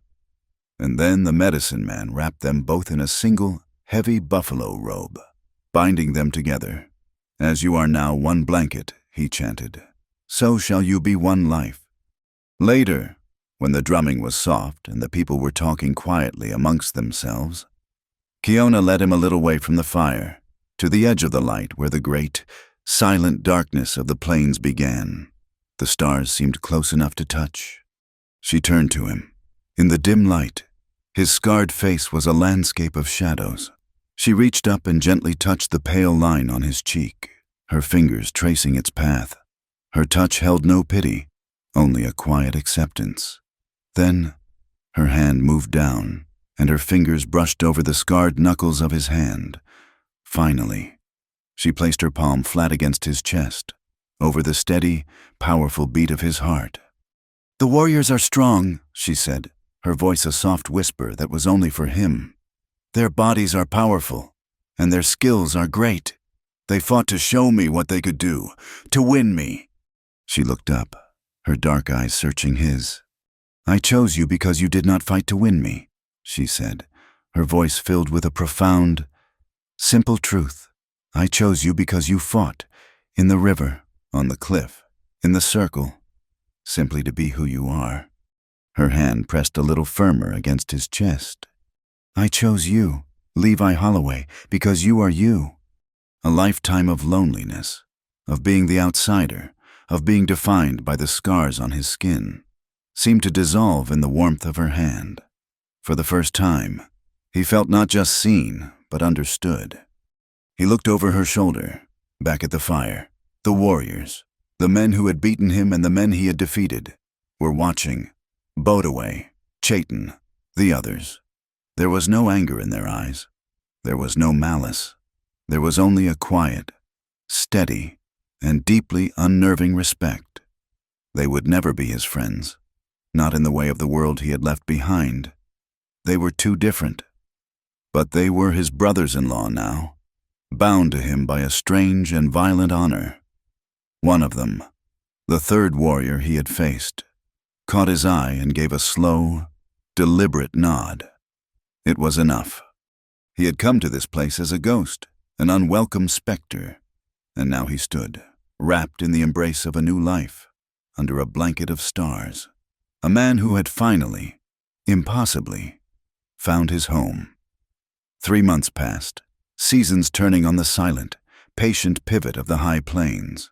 The fierce heat of summer softened, yielding to the crisp, golden light of autumn. The land itself seemed to exhale, the air growing cleaner, the nights colder, the stars sharper in the vast, dark sky, and in this time of transition, on a gentle slope of land that belonged neither to the Apache nor to the settlers, a new thing took shape. It was their home. They had chosen the spot together. It was a small, sheltered meadow, cradled by a low ridge that blunted the force of the northern winds. A clear, cold creek, a child of the mountains, ran along its eastern edge, its water singing over smooth stones. From the doorway, one could look west and see the endless, rolling sea of the plains stretching to meet the horizon. To the east, the Dragoon Mountains rose up, their peaks sharp and purple against the morning sky. The heart of the Apache lands. It was a place between two worlds, and it was the only place they could truly belong. The building of the house was a conversation without words, a slow and patient weaving of two lives into one. Levi, with the knowledge of his own people, laid the foundation and raised the frame. The sharp, clean sound of his axe biting into pine echoed in the meadow, a sound of creation, not destruction. He worked with a deep, focused energy, his healed body moving with a fluid economy of motion, the muscles in his back and shoulders, once knotted with the tension of a solitary life, now worked to build a sanctuary for two. He was a man who had spent his life taking from the earth a little gold from a stubborn creek bed, an animal for his supper. Now, for the first time, he was adding something to it, something meant to last. Kiona worked beside him, her knowledge of a different, older kind. She showed him which clay from the creek bed was best for chinking the logs, how to mix it with dry grass to make a cement that was as hard as stone. She taught him the art of the ramada, a shaded porch with a roof of woven branches, an Apache innovation to cheat the relentless summer sun. While he built with straight lines and hard angles, she softened the edges, making the house not just a shelter, but a part of the land itself. She planted a small garden of herbs near the doorway, the same medicinal plants her people had used for generations, their sharp, clean scents a constant. Welcome presence. They were a study in contrasts, a portrait of their two worlds. His movements were direct, forceful, the product of a life spent imposing his will upon the land. Hers were flowing, intuitive, the result of a life spent listening to the land and moving with its rhythms. He would measure a beam with his eye, cut it, and force it into place. She would find a stone and know, simply by its shape and heft, exactly where it belonged in the foundation of the hearth. Their new language was born in the sweat and labor of these days. It was a pidgin of English, Apache, and hand gestures. He would hold up his hammer and say the word slowly, hammer. She would repeat it, her tongue struggling with the unfamiliar sounds, and then she would point to the sky and say her own word, a soft, guttural sound that was more like poetry than a name. He learned that the Apache language did not simply name things, it described them. The creek was not just the creek. It was the water that sings over stones. The wind was not just the wind. It was the breath of the mountain. In the evenings, when the day's work was done and the last light was draining from the sky, they would sit by their fire, and the lessons would continue. He would tell her stories of his childhood, of a world she could barely imagine, with towns and railroads and men who measured their wealth in paper. She would tell him the stories of her people, the stories of the creation, of the trickster coyote, of the spirits that lived in the rocks and the trees and the animals. He learned that her world was alive in a way he had never understood, that every part of the landscape had a story, a spirit, a meaning. He taught her how to use his coffee pot, and she came to love the bitter, black drink. She taught him how to cook venison with wild juniper berries, a taste so sublime it made all his old campfire meals seem like a pale imitation of food. He showed her the simple, rugged beauty of a well-oiled rifle. She showed him the intricate, story-filled beauty of a blanket woven on a simple loom, its patterns telling the history of her family. They were learning more than just skills. They were learning the shape of each other's souls. One afternoon, in the 3rd month, when the house was nearly complete, they had a visitor. Levi saw him first, a lone rider on the ridge to the east. The figure sat on his horse for a long time, as still as the rocks around him, simply watching. Levi's hand instinctively went to the rifle that was always leaning against the cabin wall, a reflex from a lifetime of caution. But then Kiona came to stand beside him, and she laid a calming hand on his arm. "It is Takakota," she said softly. They stood and waited. After a long while, the warrior nudged his horse forward and came down the slope, not with the speed of a warrior, but with the slow, careful pace of a man who was still mending. He was no longer using a crutch, but he walked with a pronounced limp, a permanent reminder of his journey through the Deadwood Gulch. He stopped at the edge of the clearing, just beyond the small garden Kiona had planted. He did not dismount. He simply sat on his horse, his eyes taking in the scene. He looked at the sturdy cabin, at the wisp of smoke curling from the stone chimney, at the man and woman standing together before it. His face was impassive, impossible to read. The old, burning hatred was gone, but what had replaced it was a quiet, heavy solemnity. Levi gave him a slow nod of acknowledgement. Takakota returned it, a barely perceptible inclination of his head. Then, without a word, the warrior reached for a large rabbit that was tied to his saddle, its fur still fresh and dark. He tossed it onto the ground, a few feet from where they stood. It was an offering, a gift.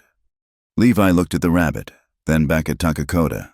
He turned, went inside the cabin, and came back with a tin cup filled with hot coffee. He walked to the edge of the clearing and offered it up to the warrior. Takakota hesitated for a moment. Then he leaned down and took the cup. He drank the coffee in 2 long swallows, his eyes never leaving Levi's. When he was finished, he handed the empty cup back. Their fingers brushed. It was the first time they had touched since Levi had carried him from the gulch. Takakota looked from Levi to Kiona. He looked at the home they had built. Then he turned his horse and, without a single word spoken between them, he rode away, his back straight, his limp a silent testament to the story that now bound the 3 of them together forever. He never said, "I'm sorry." He never said, "Thank you."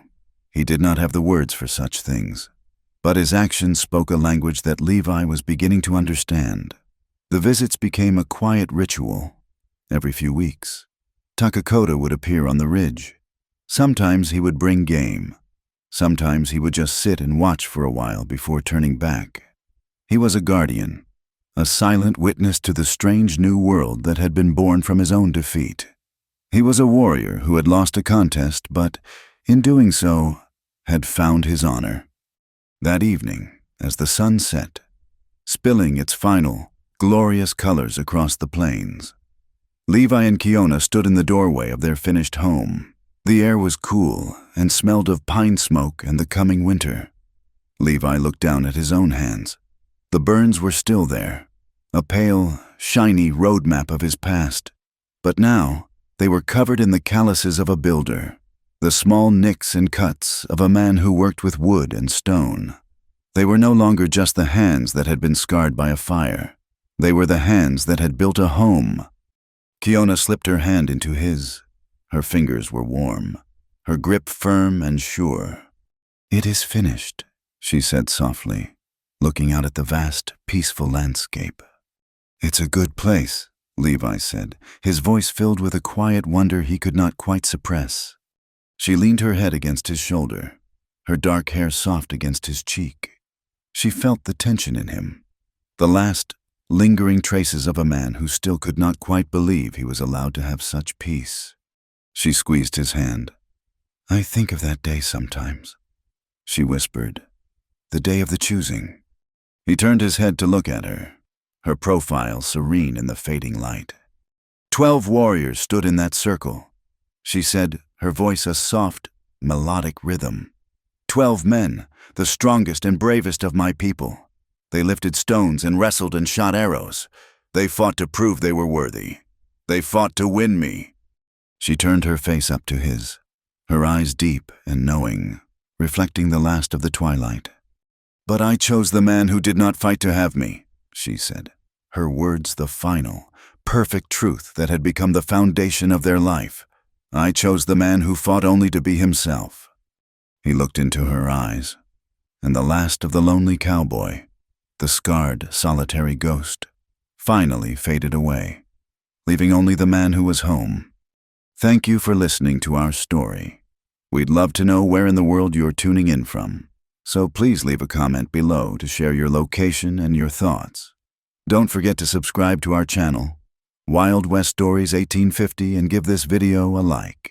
And if you really enjoyed it, please consider hitting the hype button to help this story reach more listeners.